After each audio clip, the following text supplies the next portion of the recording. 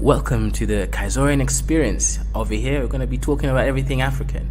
We're going to be having debates, discussions, entertainment, as well as learning about business, art, history, and everything in between. Cultural, tribalism, and everything. We're going to be out here debating with some really interesting stuff. So, like the video, share the video, and make sure you subscribe. Make sure you subscribe. Subscribe for the best experience ever. This is the biggest channel on the Afrosphere. So come and join the team, become a Kaizorian, and join the Kaizorian Empire.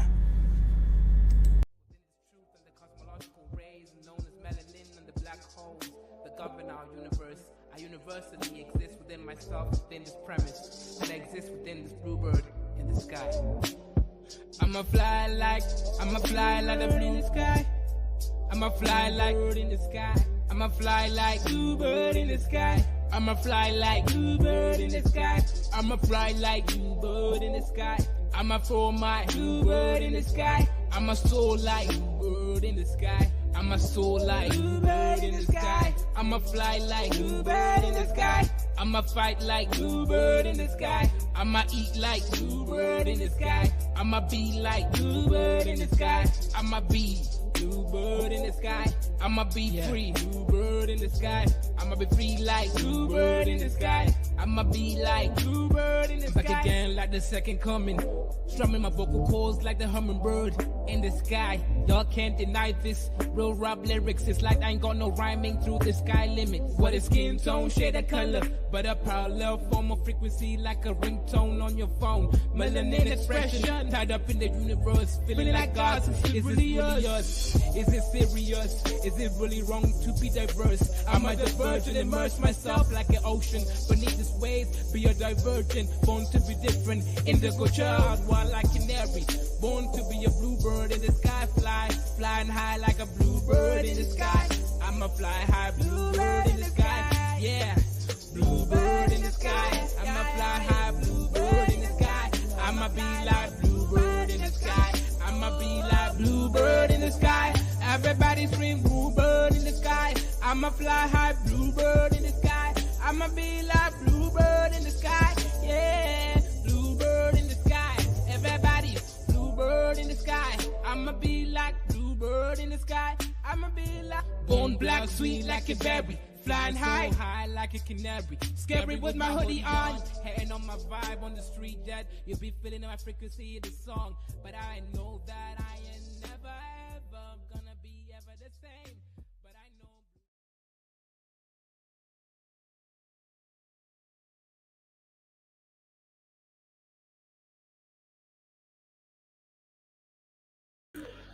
What's good? What's good? Nickers and gentlemen, we got UFC Superfan, we got Zed, what's good Zed, and also we got Caesar over there. Make sure you like the video, share it, and subscribe if you're not. Support Black and African media, specifically African media. Today we're going to be talking about what's going on in Kenya. Why are there protests, and why is the government why is the government increasing taxes? Is it a good thing? Is it a bad strategy? And what are the people answering to the government's introduction to these new taxes? That's the conversation. So without further ado, let's get it. Let's start the conversation. Let's get it. Signed up to help coordinate the tax protests. She had no idea things would move this fast. The 28-year-old is one of thousands who've taken to the streets to demonstrate against a finance bill which they say will cripple Kenyans already struggling with a high cost of living. Safi has been arrested and marked as a person of interest by police. There's no one leading this. Now, I'll say this, right? Nobody wants to get arrested by the Kenyan police. It's not that you fear for your life. Well, it depends what they're arresting you for, right? But it's not a pleasant experience, right? So this young woman, she was protesting, and I believe her attitude and energy has gone down since the arrest. Of course, whatever she went through in the prison cells, I can't really comment on that, right? But Kenya, what's going on? 2024 finance bill Is it written by IMF? Well, yes, obviously it is. Let's not, yeah, let's not start thinking that it isn't, right? A lot of countries who are due for what we call coupons, right, which is regular payments of the Eurobonds, right? These are basically loans they took out and they didn't pay for it, right? Ghana went bankrupt because of it. They couldn't pay for it back. Ethiopia is another country. Zambia is another country. There's several African countries. Kenya managed to scrape by being able to pay off the loans, at least the interest rates, right? And now Kenya is due very soon, less than a year, actually, exactly less than a year, to pay back the full complete $2 billion that they took out like 10 years ago, right? What that means is Kenya needs to start thinking differently, right? It does need to be able to fully sustain itself without borrowing money. I'm talking about the government. The government has to be able to pay for itself, right? We're talking about the whole government, right? Talking about members of parliament, and we're talking about the actual employees at all government facilities. We cannot rely on borrowing money from the West, then paying ourselves with that money, because it's not sustainable. That money that you borrow from the West or anyone else should be put into infrastructure projects and things that will increase the economic output of the nation as a whole. So this is why the finance bill was created, right? Obviously, IMF has a hand in it, and you know what the Kenyans find fishy is that there was about 3 or 4 United States Congress delegates, right, watching over Kenyan Parliament while the voting was going on. So this is very interesting. Anyways, let's watch this video, then we'll analyze it, and then we'll bring up everyone to add their points of view. Again, sorry guys, I've been away for a while. There's 7 reasons. I was in Uganda for a while and the internet's not good there. Then I came back to Kenya, and now it's when I'm finally getting settled down. Juba says, "What's up, Bluebird? Why are you not on the ground?" I am on the ground. Actually, I just don't believe in, protesting and stuff like that, right? I'd rather go make my, my mark differently. One is coming out, because we are tired. People are tired, people are hungry, people are unemployed, and you keep pushing the punitive taxes, to us. So no one is sponsoring this. I'm saying this. No one is sponsoring this. Okay, you cannot sponsor this much anger. The anger is organic. The government wants to raise revenue to run a budget of $30 billion. So again, right, this is very clear. As I said before, you cannot run a business if you don't generate your own income from internal situations. You'll just end up with debts. The debts will keep rising to a point whereby it's not making economic sense anymore. So that is the reason. Now just because the government tells you a reason doesn't mean you should agree with it, especially when the government has been accused of corruption, right? The money being siphoned into higher elites and stuff like that. And not really going into the projects that they claim it's going to go to, right? So that's also there, but that's a separate argument. Right? That's not corruption. I don't think these people would be protesting so much because of corruption, because most of them are corrupt themselves, right? That's not really the issue. The issue they're protesting is they don't want the money to leave their pockets, which again, I get it, right? Nobody wants to pay taxes, but no great nation ever succeeded without taxes. Taxes is what builds roads, schools, infrastructure, right? They keep complaining about there not being enough money for schools, children, for food programs for children, all that kind of stuff. Where do you think that money comes from if you don't want to pay tax, right? Now, there's a few things in this finance bill that I disagree with, which is basically land being repurposed, right? Repurposing of land, I don't agree with that. I don't want us to basically become proletariats like the Europeans and Americans, right? I believe African land should be owned by Africans 100%, and the government should not be taxing land. There's reasons why there, right? I believe in some levels of sovereignty, but again, as I said, I agree. Shout out to D over there. Hi, Kate, good to see you back. Chan says Kenya don't want to pay taxes, but they will here in the USA. Exactly, right? It's hypocrisy. Between 2024 and 2025, some of the controversial tax proposals have been dropped from the bill, but the protesters say that is not enough. Manufacturers, retailers, and investors have joined the condemnation. They accuse government officials. Now, there's a few things that I disagree with, right? I'm not really sure why the government's trying to tax pads, like, female pads. I'm not sure why they tried to tax an extra 16% on bread. I think there's certain things like food, water, and sanitary stuff. You shouldn't really be increasing taxes on this. It doesn't make sense. However, people are claiming that the government only increase taxes on these things so that they can remove them when people complain, right? It's like, if you notice in Africa, everything's about negotiations, right? So you're not going to give someone the correct deal. You give them an exaggerated deal, and then they negotiate downwards, and then they meet you where you want to be, where you wanted to have met in the beginning. So people claiming that the government just added those weird taxes so that when the protests happen, they have something to say that they removed. That's the most logical thing, because increasing taxes on pads is kind of stupid. Increasing taxes on food, again, kind of stupid as well. Of wasting public funds and corruption. Kenya does not have a revenue problem. Kenya has an expenditure problem. When you grow tax beyond the economic growth rate, Kenya's economic growth is about 5%. They want to grow the revenue by 13% of the nominal GDP. That cannot happen. Police have allowed the protesters to hold their demonstration on Tuesday. The organizers say they want to shut the country down. They've been trying to occupy Parliament and have organized what they call a week of rage. These are young people who say they have had enough, and a lot of Kenyans support these demonstrations. The protests have been largely peaceful, but human rights groups have accused security forces. Getting out of hand. Say that again, Nigerian first. I said, don't you think it is getting out of hand? Okay. Yeah, that's a good question. So, hold on. Before you go proceed, I think the tax should have been like people who are below 30. They should have been part of the people paying this tax. You understand? Mm-hmm. If you are below 30, no, you are not part of it.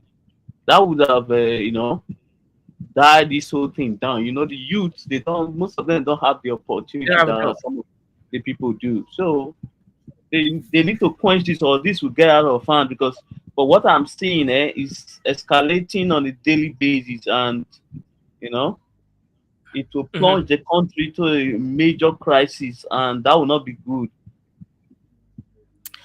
Yeah. So okay, that's a good point you're bringing in there. So I have not seen the protest getting violent. It's getting a lot. It's all over the country. No. It's like you're not paying attention. 8 people are already dead. You have not heard it on TV. Yeah, I've not seen it on TV yet. Right? I'm sure 8 people dead already. Yeah, 8 people is confirmed. 8 people dead by CNN. Okay, interesting. Yeah, go ahead, Zed. What happened to your channel? I don't see it any longer. Like, I don't see posters any longer. Good question. I stopped posting for like 2 weeks. I was away in Uganda for a while, so I just came back like a couple of days ago. Oh, okay. I just wanted to ask. And it's nice to see you back. Yeah, you too. And yeah, so that's what happened. But I'm back now. Okay. So I'll be around everywhere. Yeah. Okay, bye-bye. Okay, tax everything. Tax the dead as well for being dead and not working. Yeah. So yeah, go ahead, Nigerian first. Right. Look, you are right. If 8 people really have died, I mean that is scary, right? Because that means basically that things will escalate, right? People are going to feel bad, and people are going to revenge. I think I heard that some people were targeting police officers, children, actually, right? The police officers who were, some of them were using live round bullets in a protest. People targeted his family, etc., right? So, yeah, I get that. If this does not kind of get controlled, things might get worse. So I really hope it doesn't. I was in town a couple of days ago. And tear gas was all over the place. You couldn't even walk without, like you couldn't just walk peacefully, right? Because it's everywhere. So and also, do you know that they breached the parliament? They did what? Sorry? They break the parliament. Okay. Yes, they destroyed the parliament. Protesters are in the parliament. Okay. Yeah. Okay, maybe that one is exaggeration. You have to look at Western media a little bit. I don't think they really took over the parliament. Hold on. What are you saying? What's happening? Let's just listen. Okay, we're outside Kenya's parliament, and protesters breached the wall of the National Assembly. This is what you see here, this broken down. And after that happened, we saw police using live rounds fire at protesters who were largely unarmed. You still see them back there, holding firearms. And this went on for several minutes, but protesters still did make their way inside parliament, their way inside the floor of Kenya's parliament, and stole the mace. We saw them make out of the parliament with the mace of the National Assembly. And they said if they pass this controversial finance bill, then they should sleep inside parliament, referring to Kenya's lawmakers. There's been an extremely extraordinary scene here with police battling protesters using water cannon and using tear gas, but the protesters kept pushing them back closer and closer. Their intention was to occupy parliament. These mostly youth protesters had declared 7 days of rage, and today they had declared it a day of a total shutdown. And that's what you see here. You can still hear tear gas in the air. Protesters getting fired repeatedly, but the protesters made it all this way. They burnt down this police truck here, which they only managed to put out a short while ago. But this is still the scene outside the National Assembly with police, lots of them in the hundreds, kind of beat back the protesters.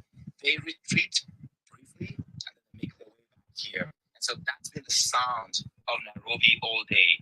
This blast throughout the day made it sound almost like a war zone. A militarized response to what is essentially peaceful protest that's protected under the Kenyan Constitution. And that is the anger you see from the people here. We did see at least 2 bodies lying here on the floor, on the ground outside Parliament. We're waiting for an official police confirmation. Yeah, pause a little bit, just for copyright issues. There's some contradictions there, right? How can it be a peaceful protest if they're breaching the government walls? I mean, that's the question I have to say. So right? Because it's no longer peaceful. Right. Yeah, I think some people are definitely taking extreme, because if you go to government, you're now threatening the state. I mean, that's tantamount to treason. Now, I get it, right? If the spirit of the people want to do that, that's fine. But it's no longer peaceful anymore, right? Because I think when they mean they breached the walls, they probably breached the compound entrance, the gates, and they kind of forcefully went into the compound of State House. Yeah, I do remember. It was actually State House. I don't think it was Parliament. It was State House that they managed to sort of breach the walls, which is even more scary, right? Because that's where the president lies. Yeah, that unfortunately I can't really agree with that. If you want to protest, go in town, sing your songs, refuse to work. Do the lobbying like you always do, right? Because if you don't work, government can't get taxes from you anyways, right? That's how you leverage the thing. But taking it to kind of breaching walls and scaring the president and his family, and also Parliament. And you know what they've done? Some people have hacked into some of the women reps, right? Because they voted for this bill, they've hacked them, and then they released their nudes out there. I mean, that is kind of despicable. I'm not going to lie, right? Yeah, they've hacked into people's phones so that they can release people's sensitive pictures out there into the public. That is a little bit extreme. I think. That's extreme. Yeah. Just because they don't like the way she voted, it's kind of crazy. Yeah, we got another panelist. We got panelist Prestige. What's good? What is your Prestige telling us, Mr. Nigerian? Yeah, good. What time is it right now? Good morning, everybody. Afternoon, wherever you are. Yeah, I've been watching it some other places. So when I saw you on live, I said, let me join this. Maybe I can listen, from the brother from Kenya, that can give us a little bit more insight what's going on in Kenya. So it's been going on for how long? About a week right now, right? Yeah, it's been over a week, like 8 days or so. Yeah, so let me ask you something, because before this before this protest started, from your own narrative, I'm not trying to put word in your mouth. You're a proponent of this government, whatever he's doing favor the country or something like that. I remember when he went to United States to obtain some loan or something like that. You're in favor of it, and you're championing that as the right way to do it, because it's not just from the government. It's not from American government. It's just from investors, so which is proper. So how do you see things that now? How do we get where we are right now? is this protest justified? I mean, if you, from your Yeah. opinion, So good question, right? I've looked at the finance bill. I've read some of it, not the whole thing. It's a bit long, but there are some areas which I understand why they're protesting. However, I think the government did it on purpose. As I said, right, the government added some crazy taxations on things like sanitary pads for women, which doesn't make sense, and they claim that it's only for imported sanitary pads, which I kind of get logically, but I also don't get. Let me explain why.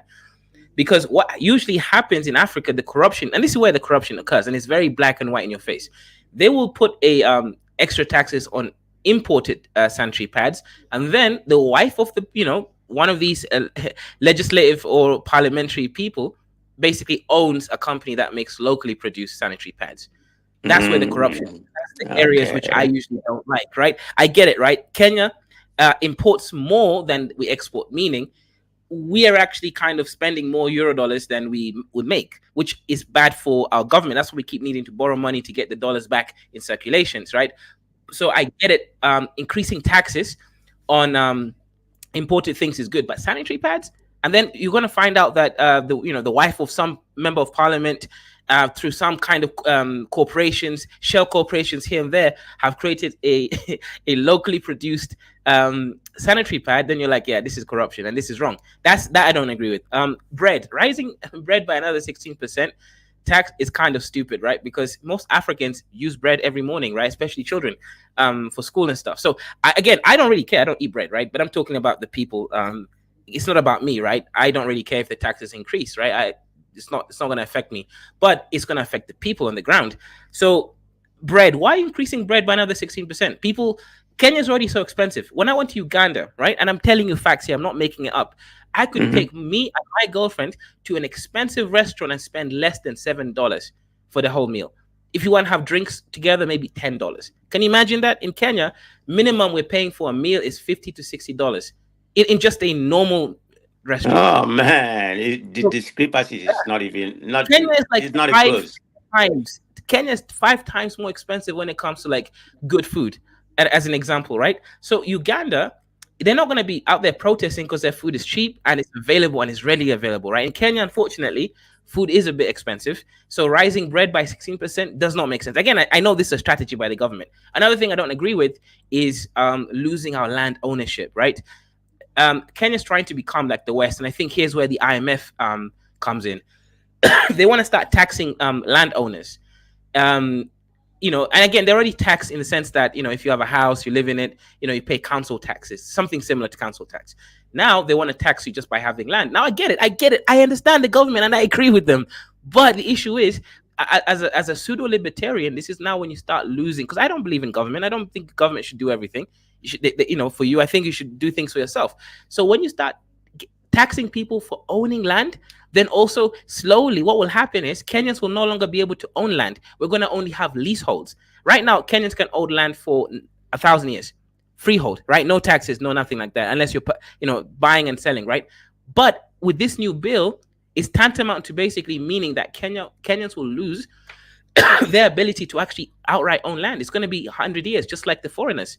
So that's the area which I am concerned with, because now I'm thinking, okay, so again, I know why government is doing it, because a lot of people are just owning land and that land is doing nothing. I have friends who have like 50 acres of land and that land is not doing anything. I know why they're doing it, but the government should figure out a way to incentivize these people by giving them incentives. Hey, look, if you got some land, you want to do some farming, lease it to this company here, lease it to that company. That's way more like, if you want to increase productivity of these unused lands, give these people an incentive to lease their land out to other people. Don't just take it from them. So those are the areas which I actually think the protesters are legit. However, most protesters are really just against the fact that they don't want to pay tax, right? Africans in general, we don't want to pay tax. Let's be honest. We don't even. I got a question. How much taxes are you guys paying in Kenya? Okay, so right now I think it depends. Kenya has what we call a graduated or whatever progressive tax system. If you earn less than $200 but more than $50, you pay around I think 10% tax. If you earn more than that $200 but less than $3,000, you pay like 16%, I think, something like that. If you earn more than $3,000 a month, to like, I don't know, $10,000 a month, you pay like 20 something percent, and then after that it's just 32%. So actually, Kenya is not that highly taxed. The highest tax is 32.5%. In the UK and all these European countries, it gets as high as 60%. So not really, more than that. Yeah, it's more than that, right? So still, Kenya is not that heavily taxed, right? Especially for rich people. I mean, it's pretty good. So So, one more question in reference to this. Before this guy, came into power. Yo, he- respect me, he's- man. I'm sorry, brother. Please pardon me. Go ahead. I thought you finished. Okay, sorry. No, you go ahead, bro. I was like, No, you go ahead. Go ahead. I'm here today. I'm gonna be here. So go ahead. You had a question, brother. I don't want to stop you. You can go ask your question. Okay, just one question. Okay, I'm sorry for the interruption. It wasn't intentional. No, you good, bro. Okay. So the your president that came in before he was running, does he have any kind of his philosophy, was he predicated on taxation? From what you understand, maybe I can say maybe you have voted for yeah, what go ahead. yeah, great question. So people call President Ruto Zakayo. I think Zakayo means basically Zacharias, or the tax collector, right? Now, unfortunately, and again, I'm going to speak truthfully here. President Ruto definitely he was running on a different mode. He was running as the people's choice, right? Hustlers, right? Unlike Uhuru Kenyatta, our previous president, etc., right? Or the one previously before that, Ruto's family is not in politics. At least they're not powerful in politics. So he was seen as the guy who was not a prince, right? If you look at Uhuru Kenyatta, I mean, his family owned like 60% of the good land in Kenya, as an example, the previous president. So people thought that this guy was good just because he was young. He was they called a hustler, and even created a fund called the Hustler Fund. Giving short-term loans to people that need it to kind of grow, or just as an emergency fund for businesses. So everyone was excited. I think he has, in a way, changed his tune, but I don't think it's wrong to change his tune. The guy was very Pan-African, he's talking about de-dollarization and all these things. But when you realize, when he went to the government, right? Because before he was, was he a prime minister before? I think he was a prime minister, right? If I'm not correct. No, he was the vice president to. Vice president. Yeah, exactly. Yeah, that's it. So I think after he now finally was like in bed with the finance department, because as president you have access to that kind of information. I think he realized, no, we first of all, there's no such thing as de-dollarization, because no other African leader is willing to de-dollarize with you. Everybody's using dollar, and that's just how it is. There's no argument towards it. So I think he realized this whole Pan-Africanism is a dream. He tried to do it with other presidents. He realized no one is willing to trade in the local currencies. So I think he started realizing, okay, now I need to make money. My government is now, we've been left in debt. Uhuru took out a lot of debt, right, for building the standard gauge railway and all those kinds of infrastructure projects. Nothing wrong. I think it's good. But now he had to pay back the money. And I think he's doing the right thing look, let me make this very clear. We cannot continue the way we are in Africa, whereby we take loans and donations from the West, and then we keep complaining, the West is controlling us, when we can't even finance ourselves by living within the means. Let me give you context, right? Do you guys think I live, month to month? Every month is like I have to figure out how to pay rent? No, I got at least a year's rent saved up. Why? Because I just don't waste my money. Like sometimes I struggle. And there's nothing wrong with being fiscally responsible. And I think that's the right path. That's why I agree with Ruto, principally in general, because you have to be able to, spend, within your means. And I can't apologize for that aspect. I think you shouldn't rent. I don't think you should rent in Africa. I think you should buy land. That's way much better. What you see in Kenya is not different from Ghana. I've been studying Kenya psychology a little bit, their behavioral way of life. What I can understand, since Kenya got their independence, a strongman took over. That strongman controlled the mind of the Kenyans. But what I start saying now, there's no difference between this man and Ghana president.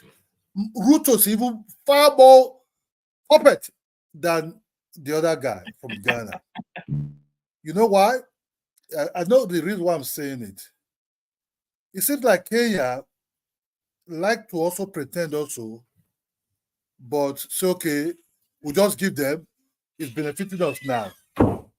But at the long run, not the way they create a tribe that never really existed. India tribe. What do you mean by India tribe? Possibility, Indian authority might be drop money.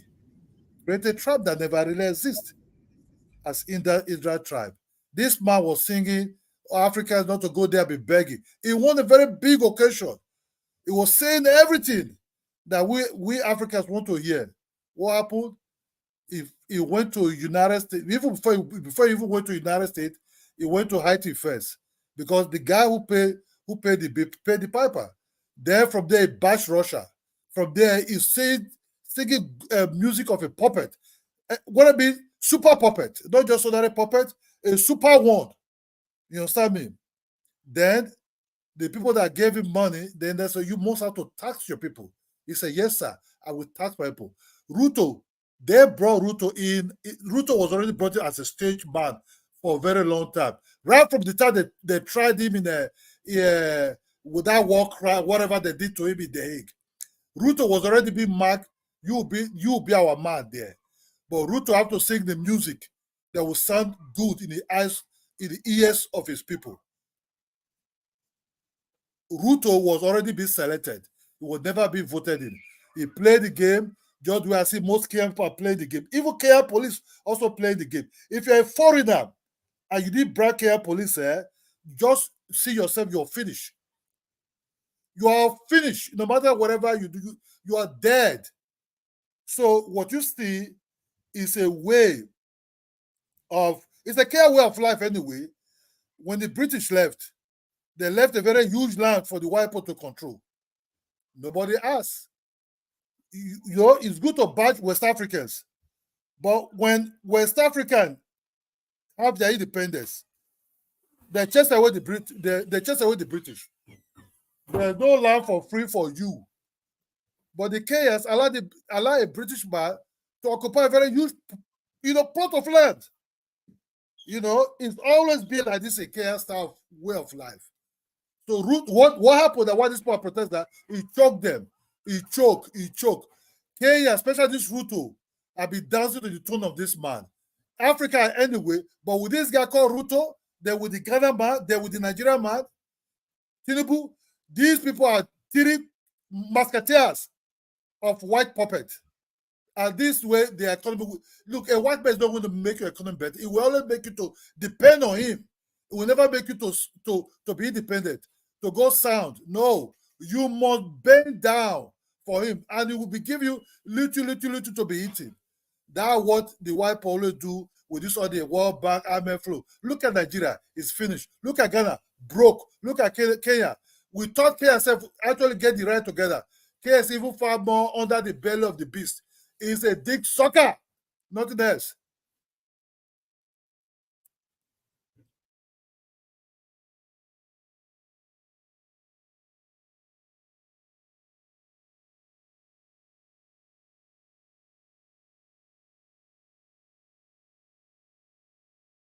Yeah, makes a lot of sense, Kidola. Makes a lot of sense. Yeah, so look at this, right? Now, it's saying major disruption to internet in Kenya. I don't know where they're getting this information from. I've not had any issues with my internet. Maybe it's at some areas, right? But I'm not quite seeing. Again, this is why you got to not trust Western media 100%. There has been a major disruption to internet connectivity in Kenya. Are you in Nairobi right now? Close enough to Nairobi, technically. Okay. No, I'm not in Nairobi, but I'm not in Nairobi technically, right? But I'm very close to it. I might as well be in Nairobi. Oh, okay. It just technically, it's not Nairobi. Technicalities. But yeah, there's no issue with my internet at all. It says continue protest according to the web monitor. I don't know if that's true, but they're claiming now that because the finance bill has just passed completely in Parliament right now, meaning there's no going back, right? The government did amend a few things. They removed the bread tax and sanitary pads tax and stuff like that. But apparently right now, it says here, just a couple hours ago, right? Young people in Kenya reacted to government's tax. And here's the other issue I have with young people. They don't even understand how taxation and governments work. Everybody's blaming Ruto. Ruto is not the one voting for this. He's part of the executive branch of the government. Why can't people understand that it's got nothing to do with Ruto? It's their members of parliament that they voted in that have voted for this bill. Ruto's team just introduced it into parliament. So why are they blaming the wrong person? At least be educated in what you're against, right? It's the same with America. The president can't even write new laws, right? His government can, and then he kind of supports and signs it into law. But that's the same in Kenya. So why are people blaming Ruto when this is nothing to do with Ruto? Anyways, young people because in Kenya many Africa don't understand how government works. That's just fact. Thank you, one Naja. You are right, and the guys are definitely right. This is the problem. This is the mentality we have in Africa. I mean, we claim to be educated. Believe me, probably half of those people, if not about 60-70% of those people protesting, they all went to at least university. But they don't understand the common structure. I mean, they look at it that like the buck stopped with the president. No, it doesn't. The people that voted for it at the House of, the Congress and everything. This is why America is a little bit different. If something like this happen, they're not going to say, They know. Before that, whatever the bills be passed to the parliament, the executive, which Ruto is the head of that executive, they have already discussed this thing. Ruto members are the highest member in that parliament. They have already agreed, talk to them. Possibly some of them have already took bribes. African leaders don't do things without the president knowing. The president is the one initiating it. Yeah, they give bribes to the parliament to vote for it. There's no way that it's worse than bribes. It's worse than bribes. Here's now the issue with the African parliament. I'm sure there's a lot of again, don't quote me, I'm just a comedian, I'm just saying things, but there's a lot of blackmail and stuff going on.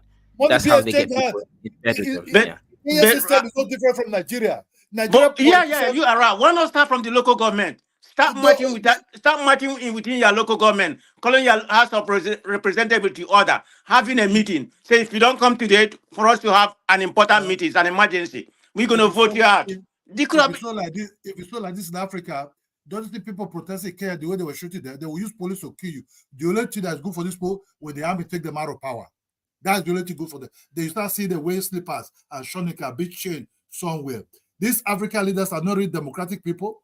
These African leaders are, look, if you check the American way of government, it's far different. You see where even with their bold Republicans, they'll say, no, I'm not for that, man. You understand me? Everybody chases interest where it's coming from, the zone where it's coming from. But you just check African style of parliament. All these parliamentarians, they all come from zones and everything. Though their own is not, they don't lie to those people. Their own is how to share the bag before they start passing this bill. The money they borrow from IMF, some of these parliamentarians already pocket $300,000, $400,000, just like Nigeria system, whereby some of these people are taking money to even pass the law. Taking money anyhow. Okay, we'll pass it. You pass it. Give them $50,000, $100,000. And these parliamentarians, they don't have the interest of the people in their mind. They only come there to feed their pocket. That's just all. African politicians are just there for themselves. Whatever happens in the country, they manage the country just how to manage a riot. Appoint their own army chief, appoint their own head of police, appoint everything. When this kind of thing pump out, they'll just call them, take care of those riots. I don't want them to the police. What do African people know? African police people know. Shoot and kill. Point on. No, nothing like control. Nothing like okay. The police are not independent. The army are not independent. What you see now, this is a dumbass shit. And this sorry, IMF will not borrow money for you to come and pay back. They're borrowing money so that they will be on your neck. Just what happened to Nigeria in 1986. SAP, austerity. That's how Nigerian economy died. Died through Babangida. That's just all. Yeah, shout out to you, Kidola. So apparently this is what's happening 2 hours ago. Let's see. Apparently, the government. Well, I'm standing on the street right outside Parliament right now, And down this street, we can see smoke. I think it's tear gas. I can see police firing tear gas at protesters. I see plumes of smoke.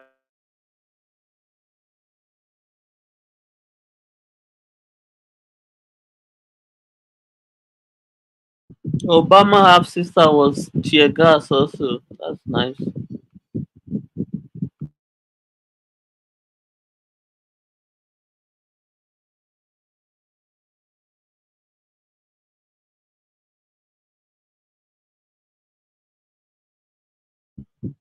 Okay, so what happened? I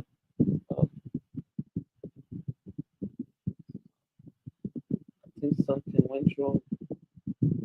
Welcome to dust. Can you hear me? We can hear Oh you, yeah, one Naja. maybe his internet is cut off. Yes, I guess so. Yeah, Kenzo internet is Well, acting up. let's talk to ourselves, brothers. So I wasn't really familiar with Kenya politics. I thought they are a little bit more advanced, and I didn't know this is pretty much an African epidemic. When it comes to governance. I Africa mean, politics is the same. Just that Kenya just wear a lot of makeup, so you think it is beautiful, but it is mm-hmm. not. When you go on the on the surface, there's a lot of corruption and chaos. So There's not even makeup. You see, we Africans doesn't like people that will rule us well. I think this one Nigeria miss it. Peter Obi would have been the one that can say the truth because it's a little bit emotional. It's a guy with empathy. It's a guy with different type of things like this. You see, no, I mean, I'm supporter of Obi, but we are going too far because we don't know what could have happened if Obi had come into power. So I'm not gonna prejudge that right now. I yeah, can okay, be supporter. Kidola. Yeah. See, the reason why Nigeria is always failing is that there is this idea by the citizens that it is only one person's responsibility to fix Nigeria, and that is the problem. See, for instance, Biden might stop talking today or doing anything. Guess what? America will still function and run well. Correct. Biden will just 100%. be on the seat. 100%. Thank you. Biden will be on the seat, not speaking nothing on oxygen or coma. America will still function properly. You understand me? You're right. What happened in Nigeria is that everybody is putting too much attention on one man. One man cannot fix anything. Even if Kidola, you have a company, I guess so. Now let you want the runner. Is it only you that is running the company?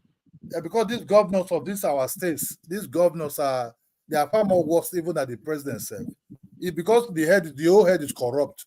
So the governors also corrupt also. So it's not what you see now right from the local government. Even when local government was having freedom during Obasanjo time, what happened? Some of the local government chairmen started building mansions for themselves, driving expensive jeep for themselves. They were not doing nothing, collecting money for market people. Can I bring suggestion that will solve Nigeria problem? Nigeria, including myself, let's fight for removal of immunity from governors. Please, when we do that, that will solve a lot of problems.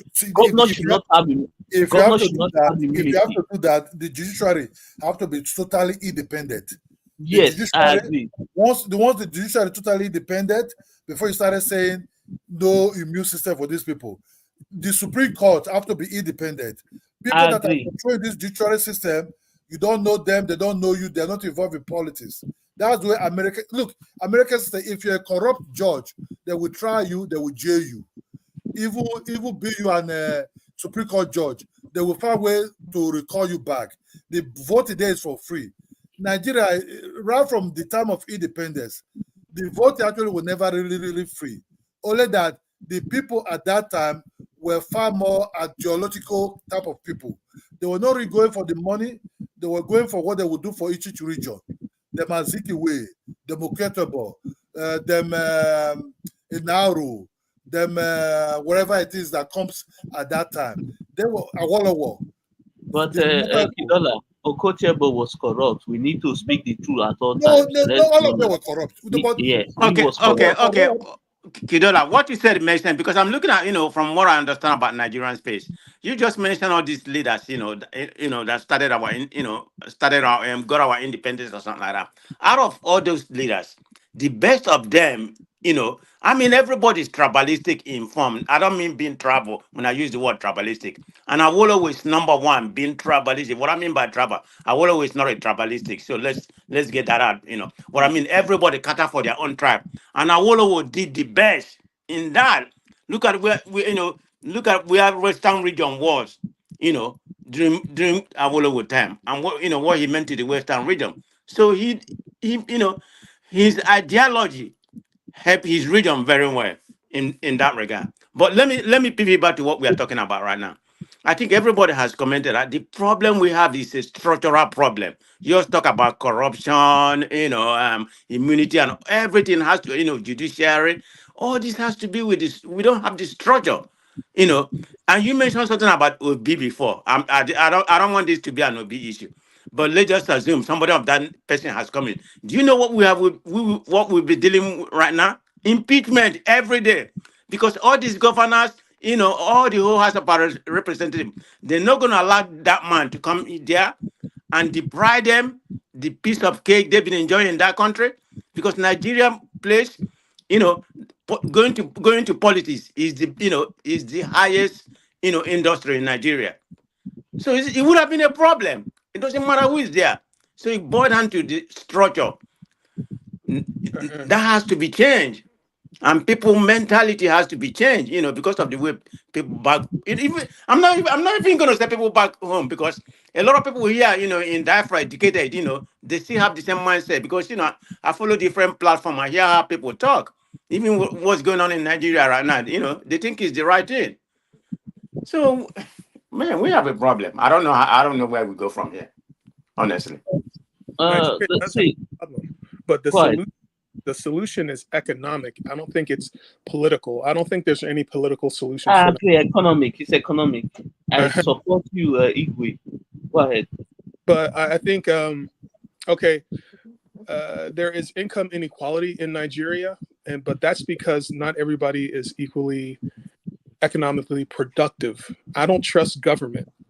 I don't trust the Nigerian government. Like, a government should be there to produce infrastructure and to provide for common defense, and to make sure that the streets are well paved and maintained, that the airport is well maintained. But Nigeria government can't even keep the electricity on, and they still have open sewers. So there's a failure in the government just to maintain proper infrastructure.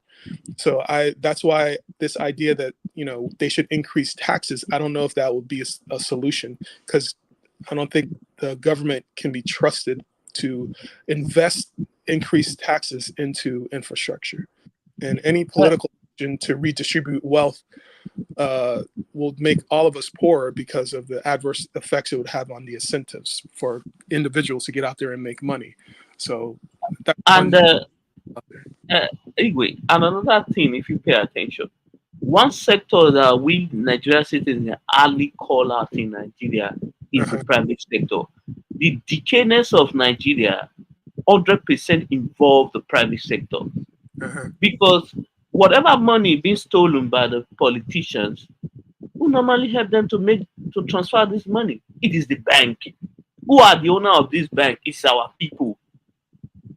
So we may complain the state where Nigeria is now, the private sector is largely involved in that mess, because there's this mindset of a lot of people is that when they become wealthy, their goal is not to develop the region, the state, or where they are from. It is to project wealth over the poor masses and show they have arrived. That's just the mentality. No one think about, okay, let me make everybody okay. Let me do things the right way, so that there will be peace in the country, so I can live a simple life and enjoy the money I work hard to make.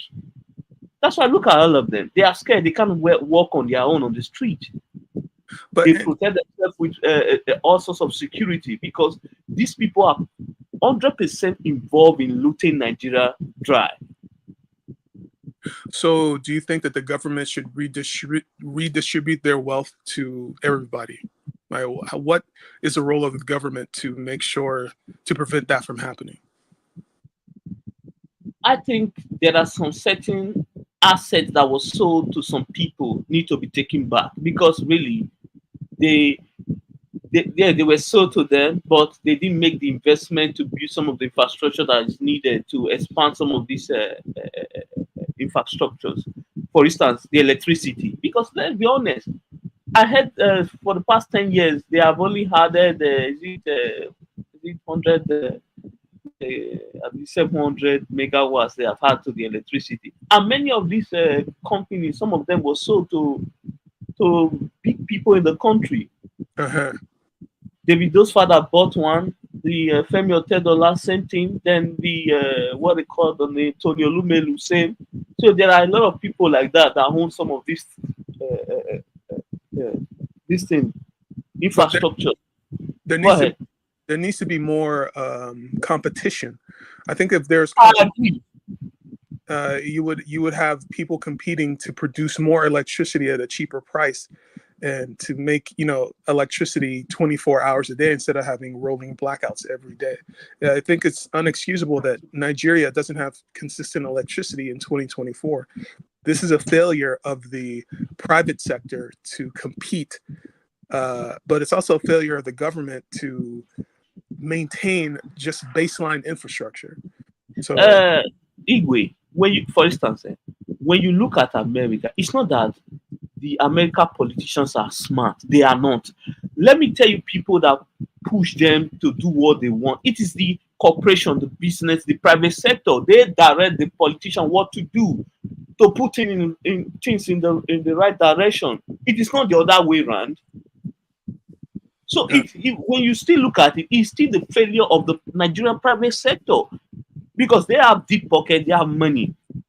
They can easily direct the politician what to do, or what policy that will favor the majority of the citizens to push.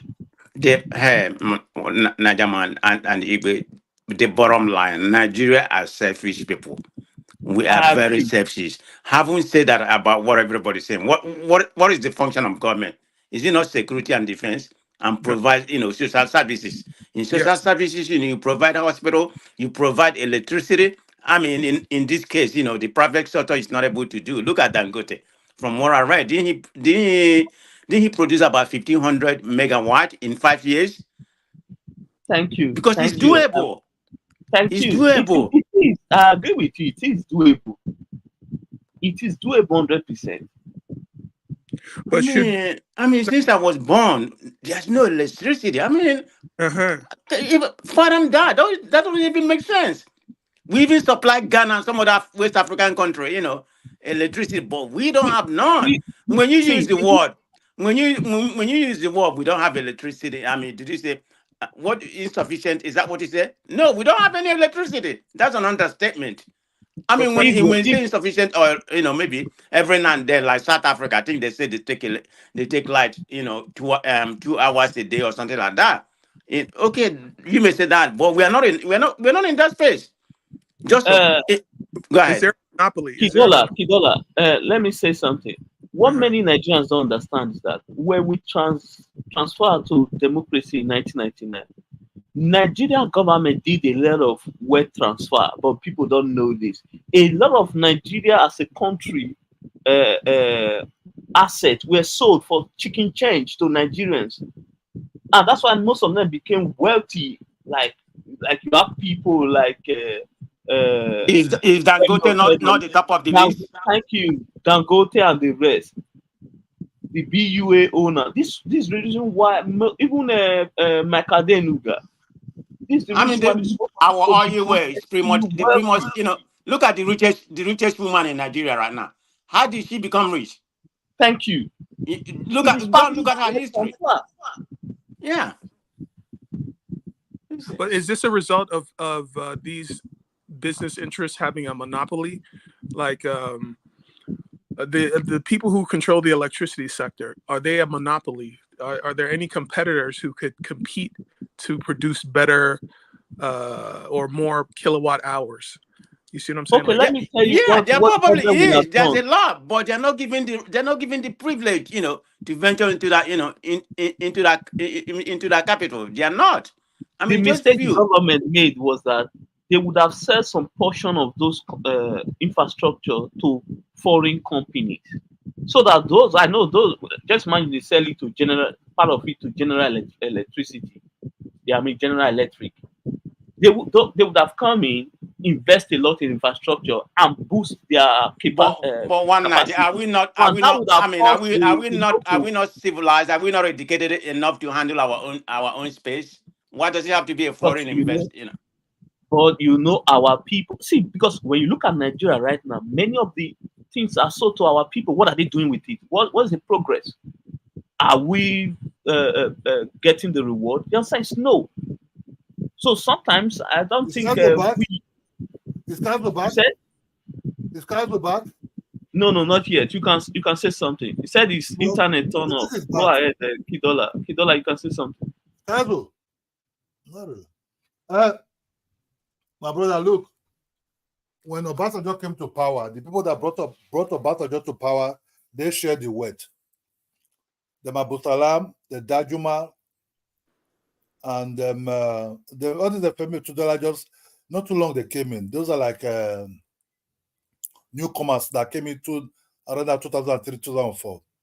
The men that brought Obasanjo to power never really do that. Oh, they like democracy or they support democracy. They did it for their own personal interest. I'll give you the president. We share the oil first before we give you the president. And Obasanjo didn't really take over some of all this wealth they share, all this oil rings and other things. Actor Zerib is part of it also. Yeah. Because he was friends with some of these military men. You understand me? This guy, Atiku, single-handedly destroyed Nigeria electricity because he was one important generator. You understand me? Tinubu did do nothing. Tinubu was just eating Lagos state government money. Tinubu had to get to federal. Now he had come to federal government money. So what you have to understand, Nigeria's system of government is not really democracy. It's a mafia way of life. Yes, I agree. You know, so that's why we're in a very big trouble in Nigeria. Borrow, pretend, share money, pretend. Obasanjo wanted to protect them. He was sharing bag of money, 50 million naira. But this is a guy who tell you I support democracy. No, nothing like that. This guy is. So I think we should have allowed him to do that third term. If you look at Ansight right now, because he was actually very competent. And look at Nigeria foreign reserve back then. Look at Nigeria SS crude back then. There was billions of dollars. There were money being saved. You understand me? We may. He was doing it to stay for the third term. Obasanjo did go with empty hands. Obasanjo is fucking rich. Where he left. Sure, I know. We all know that. Came in as a broke man and left as a multi-billionaire. Look, Dangote. Where Dangote come? Who know Dangote before? Who know Dangote? Nobody. I thought they say his father is Dan Tata or whatever they say. His grandfather, but I don't know. How did Dangote come into existence? Dangote is a closer. Oh, Godfather. Okay. Grandfather. Oh, grandfather. Okay. Sorry, yeah, the mother's father. That Dangote is a Nigerian mafia manufacturer type of human being that spring up during the time of Obasanjo time. Most of Dangote shareholders are these corrupt positions that are left, army generals and everything. You think this is money? Forget that thing. They manufacture that guy for a corrupt room and say you be the one. In a mafia way of life now. You know what I mean? That's where they share the money. When Obasanjo was in power in 1976, before he left 1979, he was heavily corrupt already. When Shagari came to power, everything broke. The politicians that met them, also inside that 1980, 1980, by 82, these politicians were pretty nairas. They were heavily corrupt.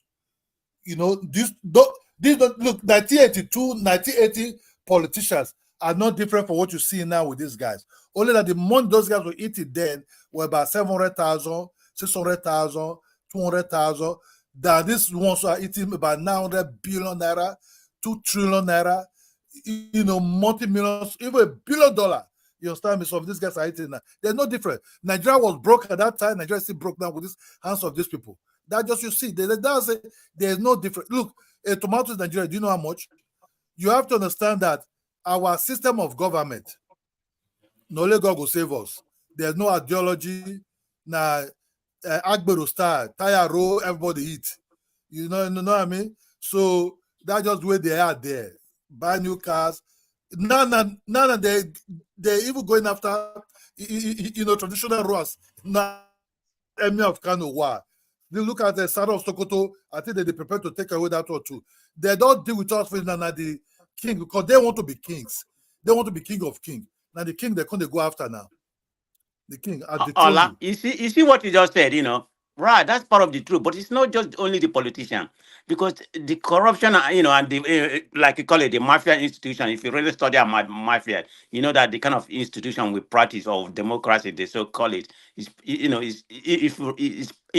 it has a linear from the mafia, direction. But having said that, not just the politician, the banking system, because I was reading something a while ago. When Sanusi deregulate the banking system, that's when people in the banking system become so wealthy rich. And I started reading, when you got into banking, the Access Bank become what it is. It was during that time.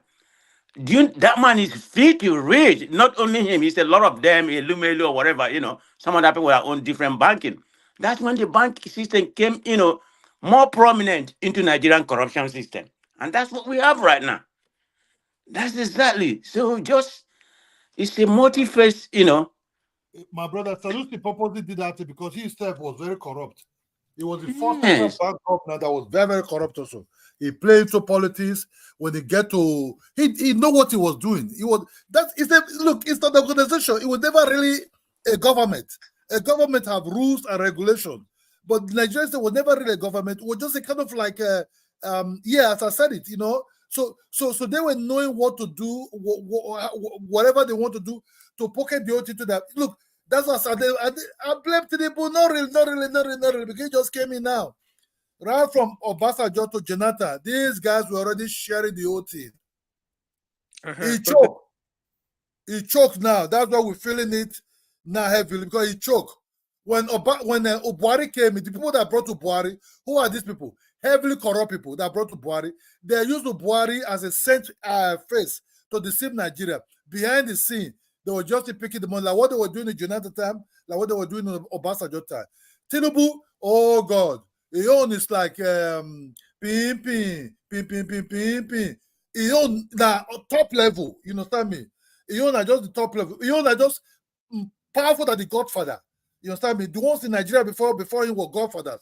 He is now above the Godfathers in terms of any game of mafiaism they want to play to the Nigerian politics. So what you see now is about to create propaganda, prepare the army, prepare the police. Don't let these people sing. Nigeria is docile. They can. I love Kenya. Kenya is even protesting. Kenya is protesting. Nigeria can't even do this. They die. They're suffering. They want people in abroad. Kidola. See, Nigerian youth had the opportunity in 2020. Let me tell you something. When you start a movement, it is always good to set your goal and target what you want to achieve in that movement. Do your work. Don't overstay your this thing. It always backfire. You understand me? Those people had time to negotiate with government on what to do. But you know what they do? They became overboard and they overplayed their hands. That's what destroyed that movement, that 2020. Because see, you can't, no government, let's be honest, you cannot shut down a country for 2 weeks and you think there will be no response. Of course there will be response, even if from the government, from your fellow citizens, because they'll be fed up. Everyone has place to be. So that's what happened. These guys, they misused that opportunity. Okay, president was calling them. Okay, send some of your leaders. They said, no, they didn't have leaders. And then what? What do you want? They have to be what you want. You don't need to like the president. But you know what, kind Naija of first. solutions. I was something that just occurred to me during that protest. And you said they asked to send their leader. Guess who one of their leaders supposed to have been that went to Aso Rock? I think wasn't it Aso Rock or somewhere? Davido. Davido, who don't really care. I'm not saying, I mean I like Davido, but why Davido? Why would Davido even be there? Thank you. That was an organic protest to begin with. So yeah, People like DJ Swish who started the whole thing. exactly. Macaroni. Those the kind of people that could have gone there and Thank negotiated. you, They but should they have didn't. appointed. You know why they didn't go? They didn't go. They were playing this holier than thou. They don't know that. See, this problem I have with this young generation. But wait you first. have when it comes to nation. Go ahead. Is there a mechanism for protests to change public policy? How is protesting in the street going to turn the wheel of government to your direction? How you think you just possible? It's possible. Is Kenya not getting some of what they're asking for? It may not be all. Yes, but it may not be all. I agree with man of prestige. It may not be all. There will be some certain things that the government can concede on. What's going on in Kenya? What's going on in Kenya? Kidola, you know they watch TV. You know they watch TV. It's bad. I mean, they don't go watch TV. CNN carry them live. I was watching it. They still carry them live. Okay.